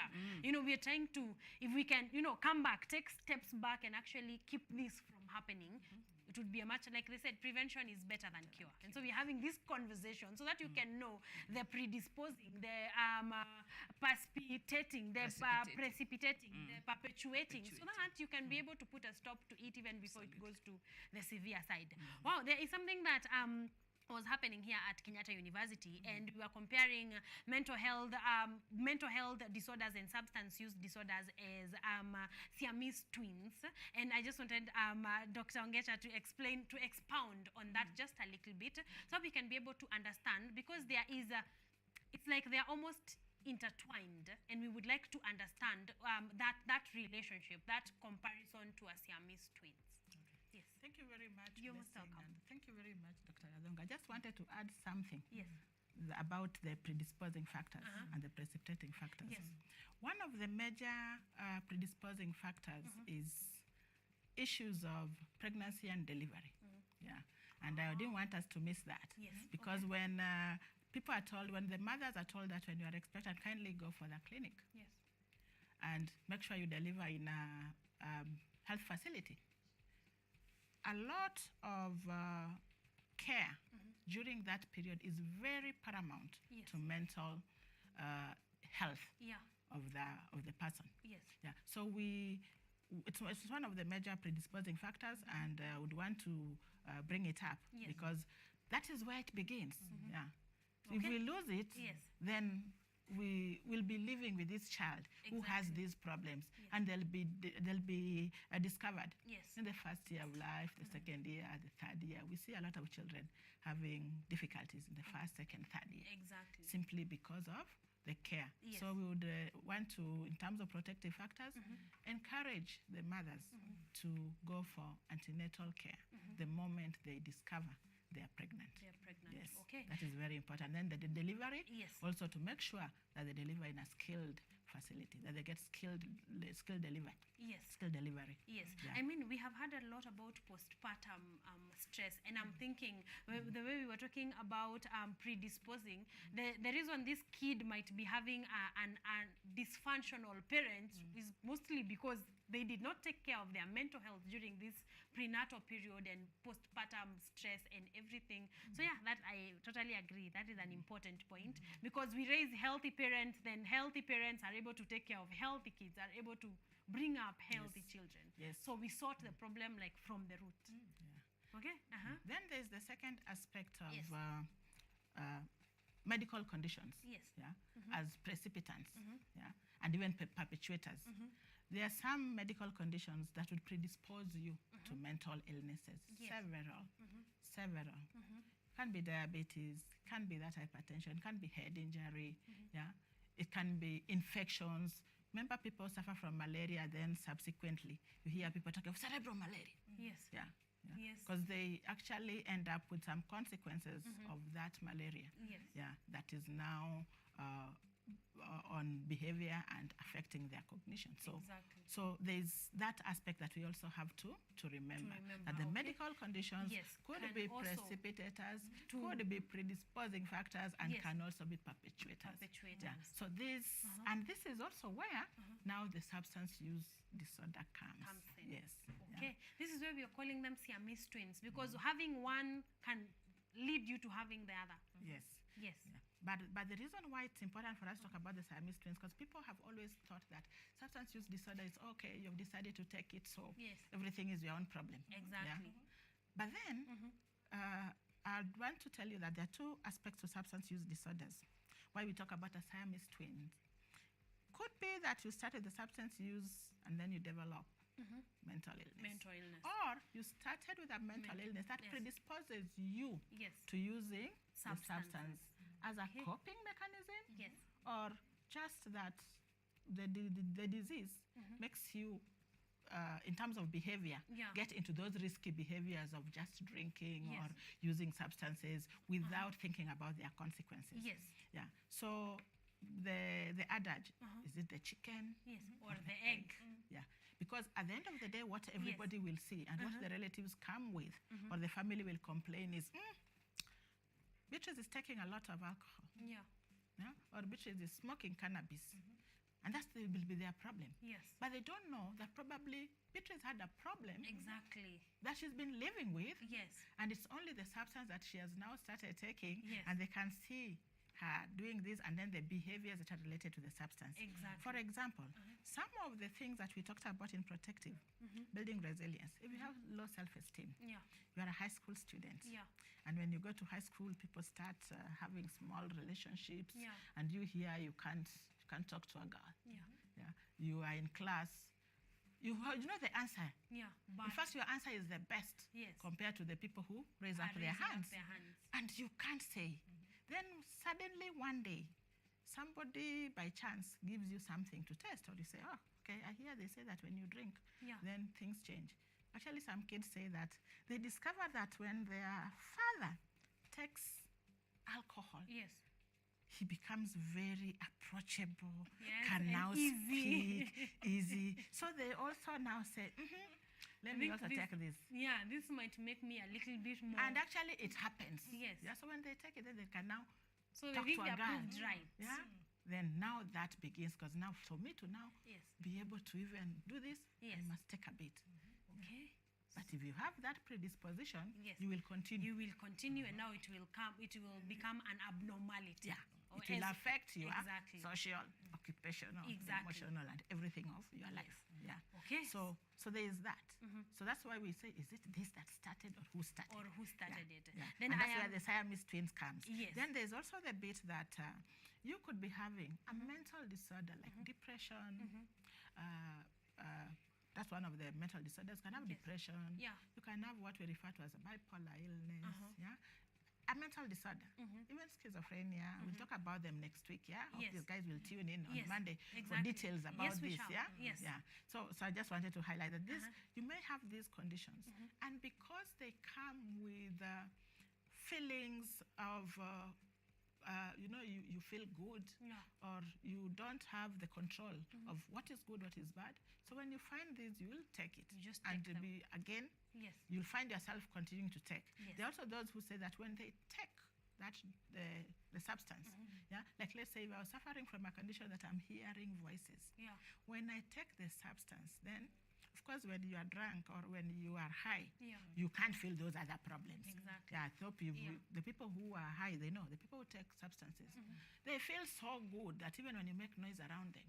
So in that circumstance, they also don't hear those voices that were bothering them, which were symptoms of a mental illness. Exactly. So there are these people who will have mental illnesses and they develop substance use There are those who have, again, still, yes. We can talk about abnormal psychology. They don't have assertiveness, but then they realize that when they take this, then they are able more to do well. assertive, So that's how they get into Yes. into the So drug. either can lead to the other or cause the other. Yes. All right, then I'm and that is understanding. now the responsibility Yes. of the clinicians now Yes. to find out. And that's when we pick in the history, because you are able to get through. Understand Yes, which caused which caused what. Because which caused what. Yes, and again, your patient, the relatives, like now, if I'm the one who is sick in the family, it will not be easy for me to tell you that I used to hear voices. Yes. But when they come for assessment, they'll be able to tell us, because even if they don't, we will ask for them and make them very comfortable and usual that they'll be able to speak about it. Yes. Because that is now the difference in the assessment. Exactly. Yeah. From just a random assessment from home, mom asking why you're drinking. Yeah, because the and question is why. seeking professional. And requires a professional defense help. from you. Anytime Yes. you are asked why. You Why are require you to the be- one who is drinking? Everybody here, this alcohol is You here. jump to People just take one defensiveness. glass and they go away. You Yeah. even come back and clear the bottle. What's your problem? Yeah. Okay, so this is bringing me to protective factors, and that's where it's at. Because when you're able to know exactly what the problem is, you're able to decide the measure. I want us to come back home because I'm being told our time is almost up, and to come back to what Kenyatta University is doing in addressing these factors to ensure a mentally healthy population. Just in brief, because we are going to be here next week, so we can pick up a few of the what we will have today, plus now the conversation for next week. But I'd like you to answer that because we are here speaking for Kenyatta University. Thank you very much. So Kenyatta University has great support systems for its staff and students, form of wellness department and Directorate of University Health Services and other support services. Yes. We are a population of over 50,000 people. those directorates on their own cannot be able to take care of our needs. And I'm sure by now, many of us are needy. Yes. And so what we have done in this Mental Health Awareness Month is to mobilize all related departments, psychology, psychiatry, wellness, Directorate of University Health Services, accommodation services. And then we've also brought in our partners from outside, NACADA, Director Mental Health Services, Association of Prevention and Treatment Rehabilitation Centers of Kenya, International Society of Substance Use Prevention and Treatment Professionals, counselors, organizations. We're bringing them all on board so that we can build what I called a therapeutic environment. Yes. A recovery-oriented system of care. Exactly. So that we can now be able to have an opportunity to make referral for people who may require. Yes. The other important thing we are doing, we're going to be doing outreaches. Tomorrow, Tuesday and Wednesday, we have outreach clinics. We're going to go out of our spaces where we wait for patients to go to where they are. Yes. We say there's something called lowering the ladder for someone to climb. Before I climbed onto this seat, you gave me a little something to step on, right? Exactly, yes. So you lowered the ladder for me to get here. Exactly. We want to lower the ladder for the Kenyan person to be able to access services, whether it's prevention services, promotion of health, or even treatment and recovery supports. So those are clinics. Yes. We are also launching support groups and wellness groups. Okay. And so support groups, for those who already have a problem, you can actually get into those groups. Yes. For those who want to build their resilience, I talked about assertiveness skills, self-esteem, problem solving.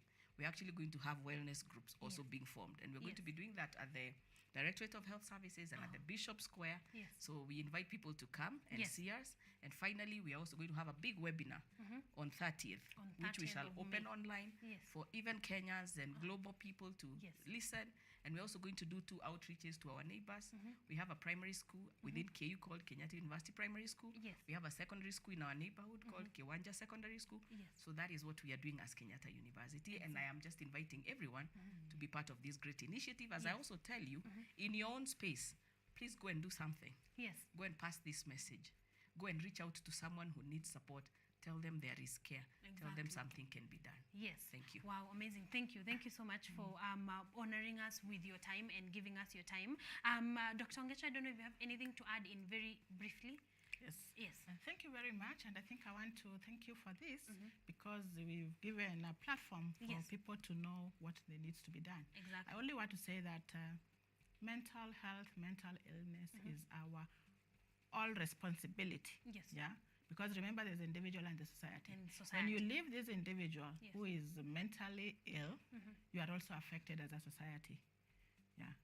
So that is all I want to put across, that it is our whole responsibility. Yes. Yes. You remember and when we everybody went- has something to do and something to contribute. Exactly. Thank When you. we were talking about COVID during COVID times, we stressed a lot on individual responsibility, then society responsibility, government responsibility. So it is the responsibility of each and every one of us. Before we call to government, we are going to, Dr. Beatrice has just called to government, but also it comes down to what is Kenyatta University doing. And I think at this juncture, I'd like to give a big congratulations to Kenyatta University. I do really think we are very good at networking. Yes. We are very good at reaching out to the branches of people we think can help and bringing those services here at home.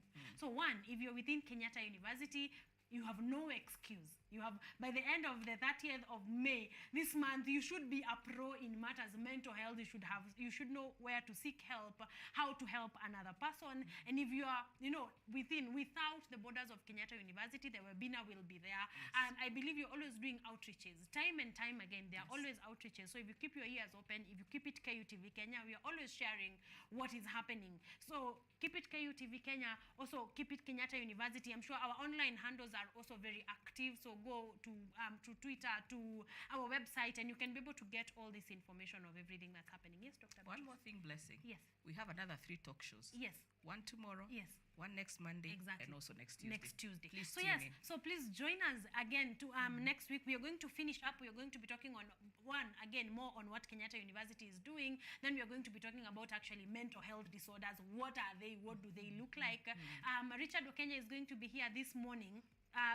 Tomorrow morning, Richard Okenya is going to be there having this conversation. So if you can stick around, I can promise that you're going to be learning much more than you have today. So today we might be out of time, but we are we're going to be having them here next Tuesday, next Monday, and the other Tuesday next week. All right.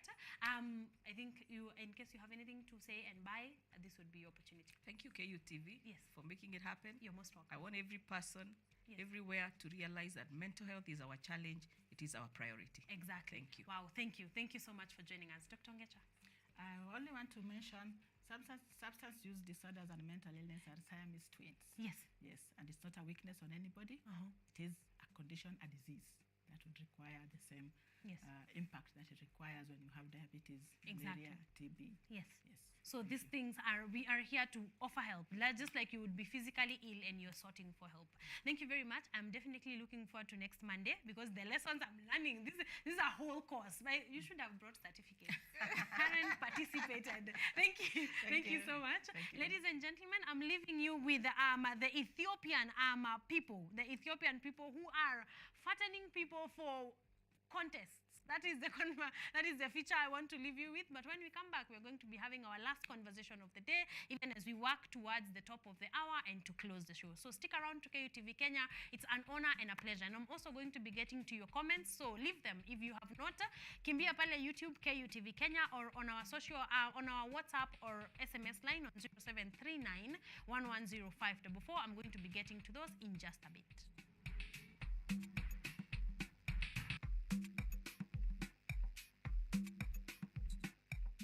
Did you know? The Bodi people are a tribe that lives in a remote corner of Ethiopia's Omo Valley and are agriculturalists who still engage in trade by barter system. At the start of each year, the Bodi tribe holds the Kael ceremony, which is an unusual ritual and a ceremony of fat men to mark the New Year celebrations. 6 months before the ceremony, the contesting young men make a routine of gorging on a special mixture of cow's blood, butter, and milk every day while locked in a hut in a bid to be crowned the fattest man. The ceremony is a competition for men who are not married. During the ceremony is when men emerge to show off their newly engorged physiques, and a winner is to be chosen. The champion fat man is then feted as the hero for the rest of his life, and he will be respected. On the D-Day, the men design their bodies with clay and ashes before emerging from their huts. As part of the competition, the fattened men run around sacred trees for hours, which seems torturous due to their excess weight gain. After that, their bellies are measured, and not only should their bellies be big for them to win, but also should be tight, with no jiggle, and as hard as a rock. A winner is chosen by the elderly men and is crowned and given the title Fat Man of the Year. After the ceremony, the men's lives return to normal and are able to lose their bellies, and a few weeks later, the next generation of competitively fat body men will be chosen, and the cycle repeats itself. Becoming a fat man is a dream of every body kid because he will remain a hero for life. For the body men, being the fattest is a great honor, and the men would do whatever it takes to achieve it. Now, you know.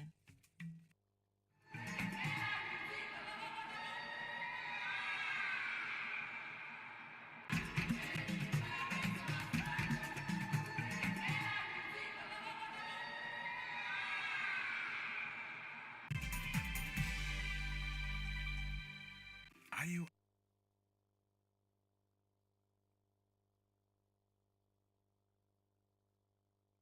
an aspiring media practitioner, a graduate, or you just want to advance your skills in television production? Then welcome to Kenyatta University, where education meets innovation. KUTV, the premier university television station in Kenya, is now offering short courses in TV studio, field technical operations, and video editing.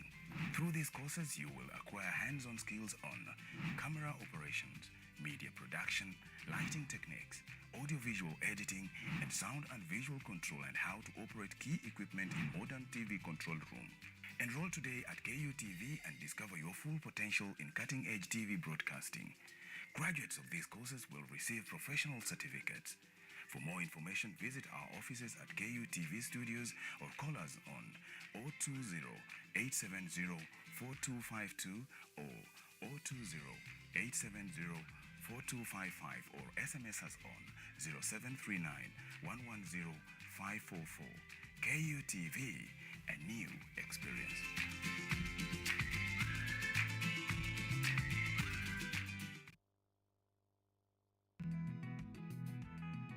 Kurunzi ya kilimo kuimarisha afya na uchumi endelevu katika jamii ni msingi mkubwa wa kipindi Boresha Kilimo. Kipindi hiki kinajikita katika teknolojia ya kisasa, utafiti na ushirikishaji wa wadau wa kilimo kuonyesha shughuli mbalimbali shambani. Kwa suluhu ya utoshelevu wa chakula, tazama Boresha Kilimo. The Shakahola issue being used as the benchmark here on the sheer push for regulating or setting up a regulation against religion should really be looked at independently. Then we shall soberly engage our legislators.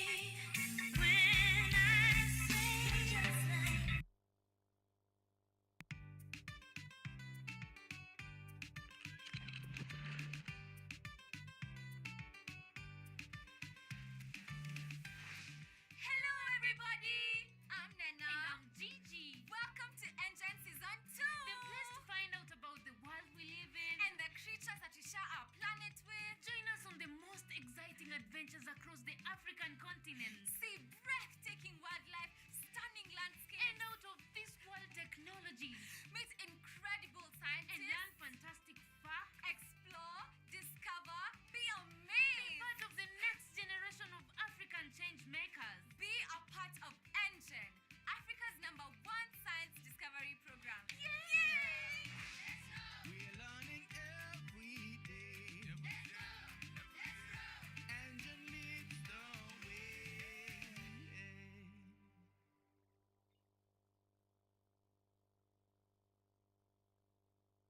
Hapo kamatia. Nyama kwani ni pepia. Da, maisha ni haya mwanaume ali. Da, sielewi yani hata neno moja. Yani tunasikia maboko likolo. Yani ukiniangalia tu huyu mwamba huyu anafiti sehemu fulani. Wewe ni wewe inakaa. Without your love, I can't move on. Yo, that's our boy Rhino the Don. Keep watching and listening to KUTV.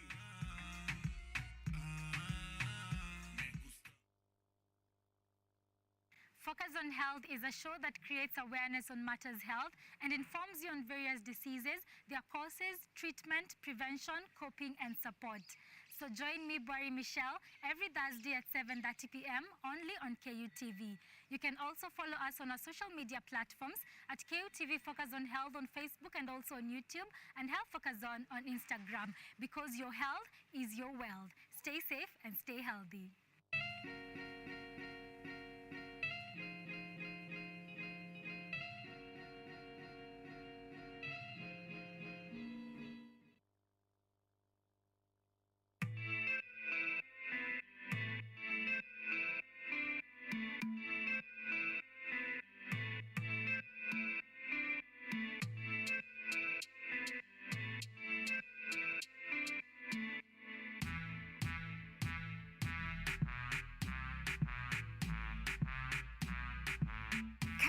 Sana to the Church O'Clock Show. I'm your host, Esther Becky. And my name is DJ Terrell. We start you off with a word of prayer and get you started with a live transformational worship experience. And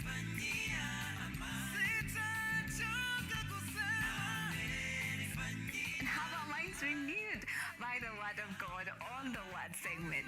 And And not forgetting new music za hii wiki, yani ndakuwa bado nawapatia pale wasanii wamekuwa kiwakali.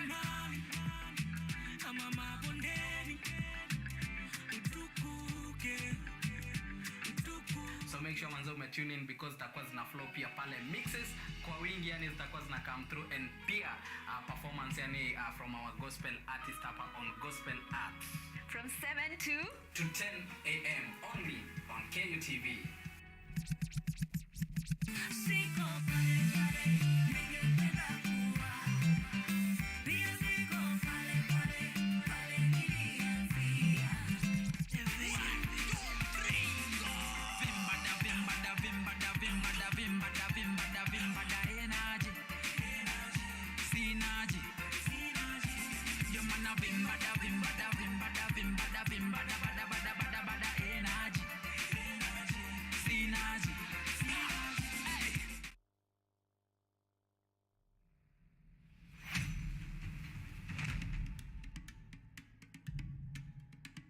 Kipindi hewani ni mitindo ya kipwani. Kama ilivyo kipindi hiki kinahusu nyimbo za tarab, chakacha, midwara, midundiko, bila kusahau mapishi. Ambao ndio uti wa mgongo wa pwani ya Afrika Mashariki. Jamani swaibu zangu mliopo maskani, hatuonani wenzangu, najua mwanitamani. Hapa KUTV, nahodha mwendesha chombo cha baharini, yani ua linalunukia na kuvutia waridi tamu.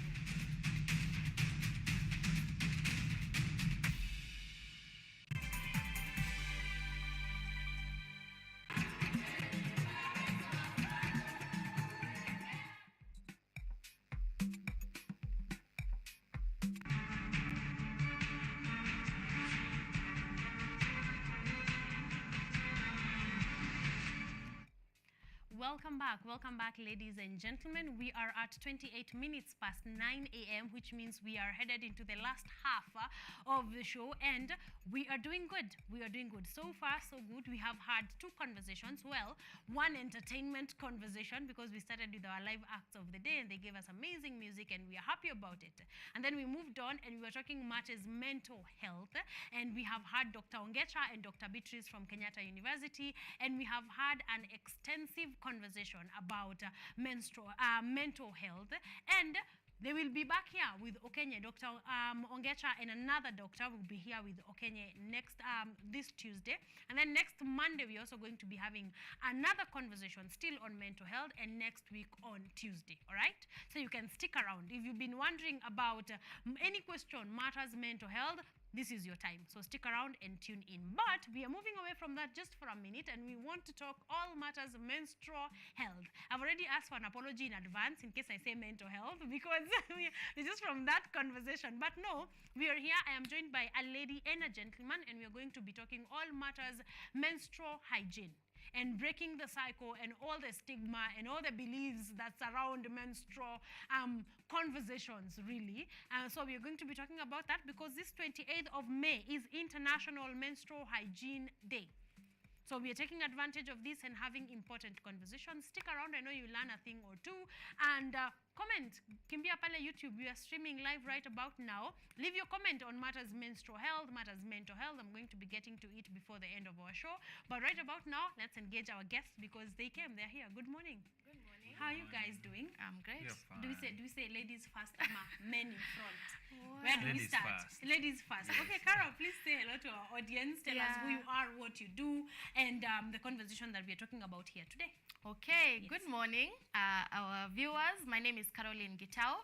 I work at Kenya Works Organization as the program coordinator. Today we are introducing, or we are actually going on with this conversation around the menstrual hygiene, and we hope that you will enjoy. Yes, amazing. So we are talking about matters menstrual hygiene. Thank you, Carol, for taking us through that. Benjamin, say hello. Hello, good morning. I'm Benjamin Makori, a social worker. Yeah, I'm glad to be here. Yes, question. Social worker. What does a social worker entail? This is a person who is on the ground, particularly to ensure that things go on well, to deal with issues of women issues, children issues, matter of child protection, and ensure that issues like gender-based violence, it's not like a normal thing, but it's something that should be addressed. It's not something that we should take for granted, because we are used to people fighting each day, and we keep silent. So a social worker is a person who advocates for the rights of people in the community, especially in those incidences whereby people are afraid to talk about. Okay, yes. Thank you. I'm asking that because I hear the term social worker everywhere, on movies, in conversations, but like you're like, so what exactly do you do? And I'm glad for that clarification. I hope that you guys at home have gotten that as well. Kama unataka kuwa social worker, now you know what that entails. Caroline, I want to talk about Kenya Works kidogo, because you're here as part of Kenya Works. Yeah. What is Kenya Works and what does it do? Okay. Now, Kenya Works is an organization that works with the Kenyan communities to ensure that we empower them, the Kenyan communities, so that they can be able to solve their own problems and also advocate for human rights for all. Yeah, we work through 4 main pillars. We have the education works, whereby we advocate for education for all children, and especially the secondary school students who we sponsor, the most vulnerable students. And also we have another program called Makini Pad Initiative. One of the reasons why we work around the menstrual hygiene to promote and to end period poverty and ensure every girl has access to sanitary towels. Yeah, and the third program that we have is Shelter Works, whereby we have a safe shelter for children who are vulnerable, of community workshop, whereby we train the community members on issues to do with gender-based violence. They need to understand when they are violated, what steps to take so that they can get justice. We also train community members on child protection. We train them on communication in the family, and mainly we also train them on parenting or positive parenting, how to bring up their children. And actually the parenting aspect is the baseline of our community workshop, that because we have so many issues in the community that come as a result of poor parenting. Yeah, so those are the main programs that Kenya Works are engaging in. Exactly. We are actually situated in Ongata-Rongai, Kajiado County, but our programs are countrywide. Yes. Yeah, and our director is called Julie Schiller-Schmidt. She's from the US. But we work closely with Vicodec, an organization in Rongai that works also with the community. There's a school there, there's a medical center, there's a vocational college, and working together has really given us great results. Yeah, making sure that the community in Rongai and countrywide, they are benefiting from our programs. Exactly. Oh, I like that. I like that you are dealing with humanity in general matters, the less privileged, the orphans, and then we have moved on now to menstrual health and girls and just teaching that education. But today, this morning, we are specifically here to talk about menstrual hygiene and the conversation around menstrual health, rather. And I want us to begin from Benjamin. Benjamin, when did you join this conversation on menstrual health, and why you as a guy? Because I think all the conversations we've had here, or most of them, have been with fellow ladies. Exactly. Yes. First of all, a very passionate youth. And for me, I felt, no, these are human beings. And for us to fight for their rights, we need to empower these girls and women so that they get to understand that it's a normal way of life. And yes, men, we should be involved and be the advocates of the less or privileged people in this. And that's how I developed the interest of working with girls and women and even boys. Now I'm in the forefront, or Kenya Works in the forefront, to incorporate boys and men in the same discussion. Yes. Okay, I'm loving this because you can say it's a woman issue all you want, but the truth is that the women in society are interacting with men on a daily. The boys and the girls are in the same schools. We are moving on to the same universities. So it would be of paramount need that the boys are also part of this conversation. Why did you pick menstrual hygiene? Because we can talk about what I wanted to ask is what are the what is the stigma surrounding menstrual hygiene? Because we cannot fight something that we do not know. What are some of those misconceptions that go around menstrual hygiene? Yes. Let me speak on that. Talking about the misconceptions, yes, there are many. But then, why have we come to misconception? First is because of lack of information, or rather having the wrong information. Okay. Yeah, because you realize that people in the community have really stigmatized that topic. Like people who are menstruating, a girl going through menstruation is not really embraced. We're not embracing the discussion, even between a parent and their own daughter. Yes. They cannot feel comfortable to talk about that discussion. First, because of our culture. Our culture have made us like take menstruation topic as a taboo, like something you're not supposed to discuss about, something that a girl is supposed to deal with, and not bring it like a discussion on a table with the parent. But come to realize that it is very important for the girl and the parents to talk about it, because it has come to resolve to so many other issues. Again, there are so many other misconceptions that when a girl is menstruating, they might be a bad sign, or when, for example, what Benjamin just mentioned, that they cannot go to the kitchen because it is taken as a dirty thing. Menstruation, the blood is conversation. Benjamin, what has been your experience talking to and even young boys? Where do you feel their minds are at in matters menstrual hygiene? For me, I feel like they don't have the information. Secondly, they're not empowered. It's a time that the society is moving. Like, it was seen like something very bad. You can't air your innerwears just in an open place. Randomly, like you had to hide it beneath the mattress, and that was unhygienic. So for me, I feel like these girls have not been empowered, because sometimes a girl can decide to fake sickness when menstruating, because she believes like it's not healthy for me to go to school, or maybe boys will laugh at me, and then they end up faking sickness. They tell their parents, mom, I'm feeling unwell, so I can't go to school. Later you come to realize it's because of menstruation. I feel like if we empower these girls to get to know that it's a normal way of life, the way like even boys go through wet dreams is the same way. So it's God given. It's God who created this process of life. So we should not feel ashamed. For boys, once you get maybe a girl has soiled her dress or innerwear, it's not a matter of calling your colleagues, friends, come and see some blood coming out of this girl, or she has. No, let's reach a place whereby even once you see a girl who has soiled her dress, maybe you can involve a teacher or somebody who is a senior person, and tell, or you approach the girl, tell her that, okay, I understand the situation. Can you kindly maybe go to see the teacher, so that you can be helped? Let's reach a place where we can have a healthy conversation that this is a part of. It's a fact of life. So there's nothing we can hide. I believe even other animals go through menstrual cycle.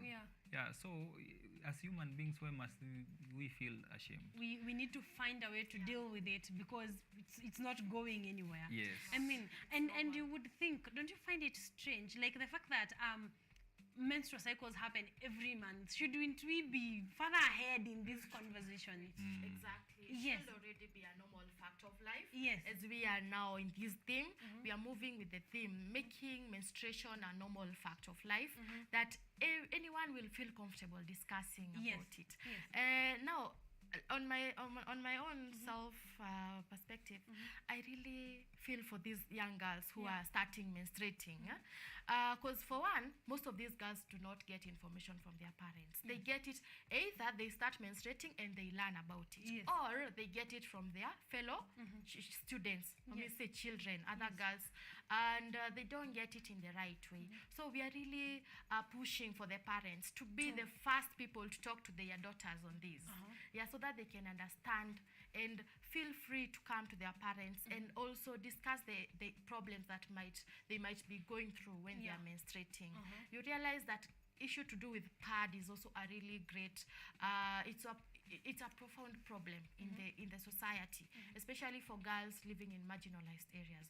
They're not getting access to sanitary towels, and you realize that most of these girls will have issues like school dropout. Why? Because when they don't have these pads, they will end up being manipulated by people who will be there just to like tell them, I'll provide for you a pad, and then they end up taking advantage of them.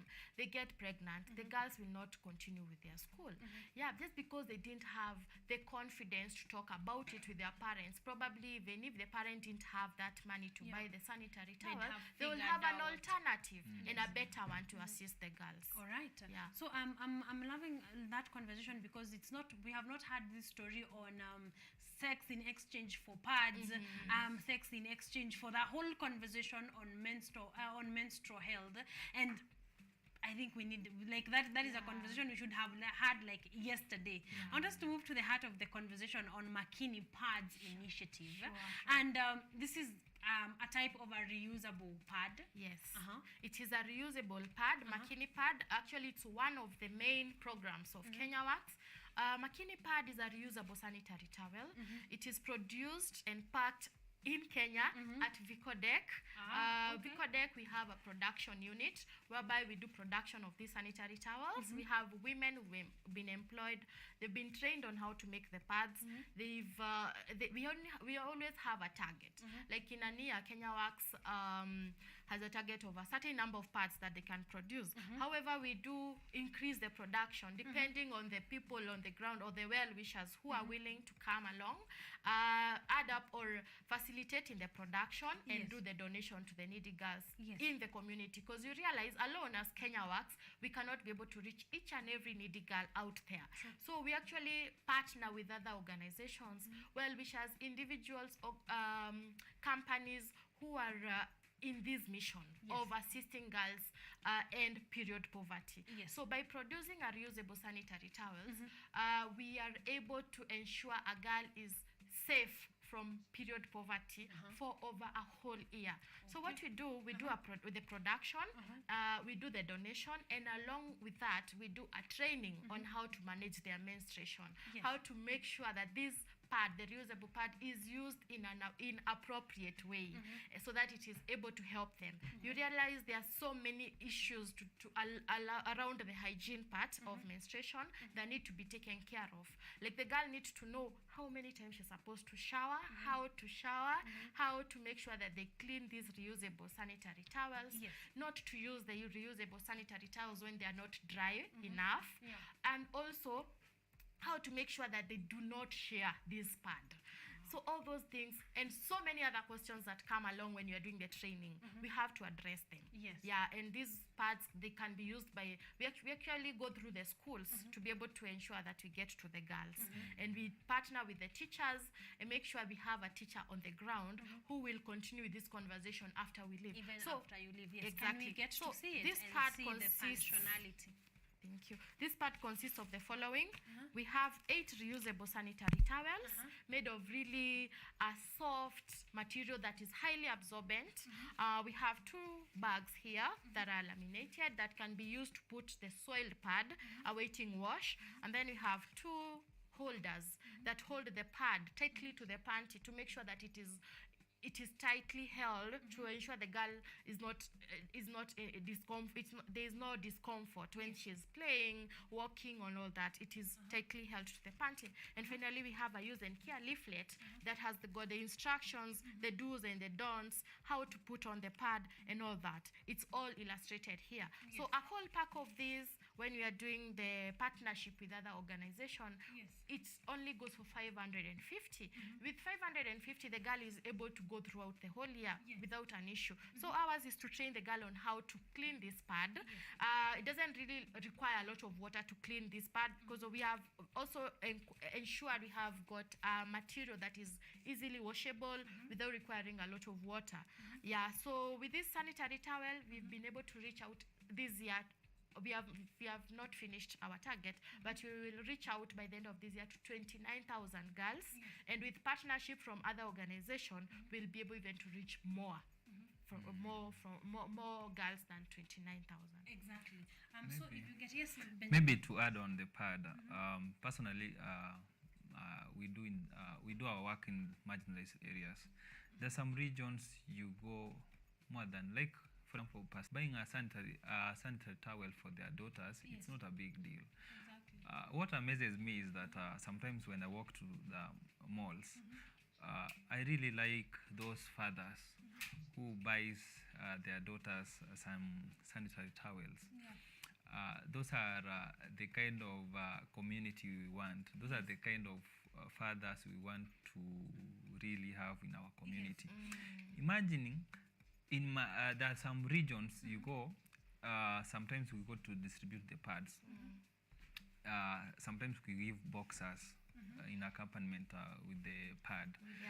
There are some communities a man can't even hold a boxer.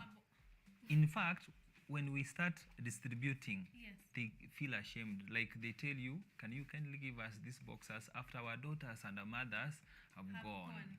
You know, if holding a boxer it's like a taboo, what of a pad? Exactly. How how assured are we that that kind of parent will buy a sanitary pad for their daughter? Yes. Yes. Wow. That is so far backwards, because I am imagining it is just like the way I would hold this dress, because I am wearing this dress. So if now you have a problem with even touching or holding a boxer which you're wearing, not the girls, then we need to have these conversations more often, and to go to those communities and have this education over and over again. And I thank God for social media, because this way we can be able to, we may not be there, but if we take this video can be able to get there before we are able to get there. So question, how long should a girl reuse that one part, because there are 8, right? There are 8. How long should one be used? Okay, for the whole pad, the whole pack can take a girl for a whole year, an average of 1 year. Others go even to 1 year and a half. But then during the menstruation period, each day, this depends now with the menstrual flow of the girl. How long she can stay with one pad depends with that flow. But then we advocate that they don't stay with it the whole day, even if their menstrual flow is light. So the maximum time they need to stay with the pad is between 4 to 6 hours. Yes, 4 to 6 hours. But then if the flow is a little bit heavier and cannot sustain in the 4 hours, they can always change it. So you see, for us, we've decided to have 4 pieces of reusable sanitary towels, so that you have 4 to be used by a girl in one day. As she washes them in the evening, she still have others 4 to use tomorrow, as these ones have adequate time to dry. And we really insist that they should dry under the sun for the germs to get killed, and for the girl to have a dry pad the following day. So with 3 to 7 days in a month, girl is menstruating, with this pad, not a day they will lack a sanitary towel. Again, we also say they might get the disposable pads, but then we are advocating for reusable pad because of 3 main issues. One, it is eco-friendly to the environment. It is really an advantage to the environment. We not have to throw away the disposable pads. We will save our environment a lot of trouble trying to decompose this disposable sanitary towel made from the nylon plastic materials. With this one, imagine how much we are saving the environment by not throwing away anything. And when time comes, we need to throw it away. This is like after a whole year. Yes. We have saved That like is how definitely many? saving You on can the imagine. environment. True. Yeah, so the environment, we are good on It's good that. to go, Yeah, when saving cash, it's also a really huge deal. Yes. Because you don't have to buy this pad every month. Exactly. Now, with that, even if you had some money to buy the pads, they can do something to better their lives with that money, save their parents all the monies that they used to buy the pads with, and also ensure the girl remains in school without fear that anyone might take advantage of her trying to get money to buy their pads and save them small process. Yeah. So another thing that we have checked is doesn't require a lot of water, and also the product that has been used, the material used, it is friendly to the skin, highly absorbent, and really the best material ever, because it doesn't have like any effect. It doesn't affect like there's this thing that we normally say when using the other parts. Many people complain of itchiness. What do we call it, like infections and all that comes along with the disposable sanitary towels. This pad is, the material is like for a baby, so it cannot affect the girl. They will not have any irritations and all that. So that is an advantage of using a reusable pad. And we are hoping our government will buy this idea. Will take it up. Yeah, they take it up. They, even if it's distributing to schools, let's do reusable sanitary towels. And along with that, we also remember the sanitation part. We need the toilets in schools. We have been working in so many schools in our country, and in the interior, in marginalized areas, we don't have proper toilets for girls where they can even change their pads comfortably. You'll find some toilets don't have doors. If only our government can take it up with other organizations who are well-wishers. We construct good toilets for our girls to be confident. We need to appraise their self-esteem. They need to know that menstruating is not a punishment. It's a blessing. So let's make sure we have good toilets for our girls to so they can also even have a good environment. I'm being notified we are out of time, so I want Benjamin to say one more thing just in regard to menstrual health hygiene, and then Carol, you close it with telling us about what you will be doing on the 28th of May in celebration of the day. Mine is to encourage men to be part and parcel of this pathway for women and girls. Actually, for me, I want to applaud those men who speak to their daughters without any fear, and they tell them the fact. You know, when you start hiding behind the curtains and you can't call maybe menstruation, you start telling them it's a different thing, they will never understand. As a father, you should be in the forefront. As a brother, you should be in the forefront to encourage your sisters and wives. Like menstruation is part of life, and there's nothing we can hide from them. Let's support them. They are good people. Let's end gender inequality. Let's embrace gender equity so that we can balance our society, and everything will go smooth, and will experience growth and development in our society. So Menstrual Hygiene Day, let's all participate on the 28th in our perspective areas. If you wish, you can always invite us. We are ready. We can maybe come and partner and create the awareness in the society about menstrual management. Exactly. Yes, thank you. Thank you very much. You had it here firsthand from a man. Yes. Thank you. Thank you very much for putting it so articulately. Carol, as we close, what will be happening on the 28th? Does the organization Kenya Works have something in the works? And as we close. Okay, as we always do in the other days of the year, still on 28th this month, it's International Menstrual Hygiene Day. We'll be having an activity together with other organization in our locality. We are coming together to make sure that we're actually having over 1,000 girls getting these reusable sanitary towels. We're having organization come along to help in the distribution of these sanitary towels. We'll be having a walk. We'll have girls participate in it, talk about menstruation, and by engaging other organizations, we will make sure that this information reach to more different areas. Exactly. Wow, thank you. Thank you so much. Thank you for the activities at hand on date 28th. Thank you for being here. We have learned a thing or two, and I believe we can be able to remove the stigma from this entire conversation by having such conversations. So thank you very much. It is a pleasure. Of course, social media handles for Kenya Works. Okay, in Facebook, it's Kenya Works, Twitter, Kenya Works, and Instagram. Kenya Works. Yeah, so you can always inbox Kenya Works. I've asked for that because people may want to reach out. So just look for Kenya Works online and you can be able to get in touch. We want to close the interview there because we are out of time, ladies and gentlemen. So thank you very much for joining us today. It's been an honor and a pleasure. Asante sana. Yes. So we will be right back to close up the show, ladies and gentlemen.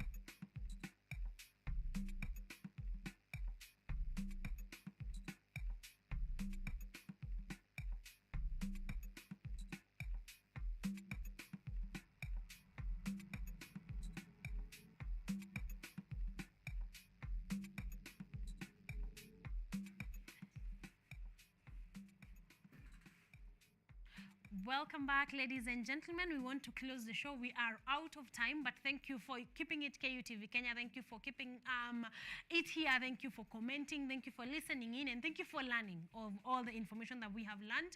We want to move on to our art calendar very fast. Big Boys of Shibale. Big Boys of Shibale is presented by CNG Posh Media, and it will be happening on the 25th of June this year. 25th of June. Narrators will be Mark Wabwire and Emperor Sheka, our very own Emperor Sheka, at the Kenya National Theatre, Ukumbi Mdogo. All right, charges are just 1,000 bob. So be there and watch it. Okay, we will be keeping it on our art calendar because we still have a number of Mondays to June. So keep it tuned and keep it KUTV Kenya. On the next one, we're moving on to Career Week, and Career Week at Kenyatta University is at hand. From 4 leavers, the Career Week will start from the May 22nd. This is today, May 22nd to June 2nd, 8 a.m. to 5 p.m. Main campus, Gate A, along the Thika Road Superhighway. All right, so Kingia to main campus Kenyatta University, you will find a desk there, and they'll give you all the information you will need. If you're just leaving high school, transitioning into campus, that is the right place for you. And to close our shots and shots, Mzalendo edition is here, and it will be going down on the 4th of June, that is next week on Monday, at Shalom House.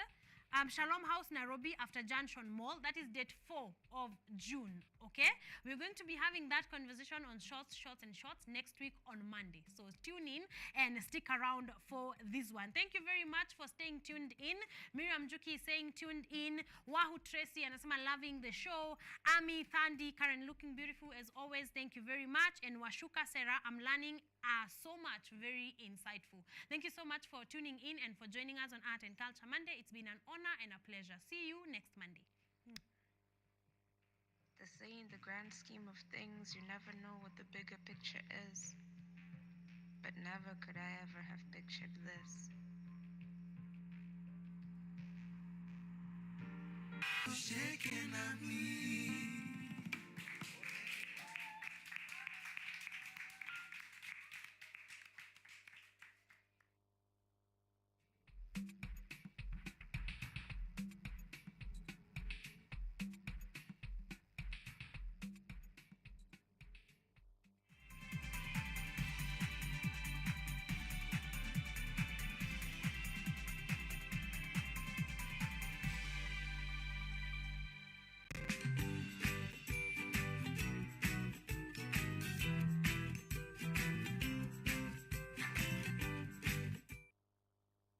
Are you an aspiring media practitioner, a graduate, or you just want to advance your skills in television production? Then welcome to Kenyatta University, where education meets innovation. KUTV, the premier university television station in Kenya, is now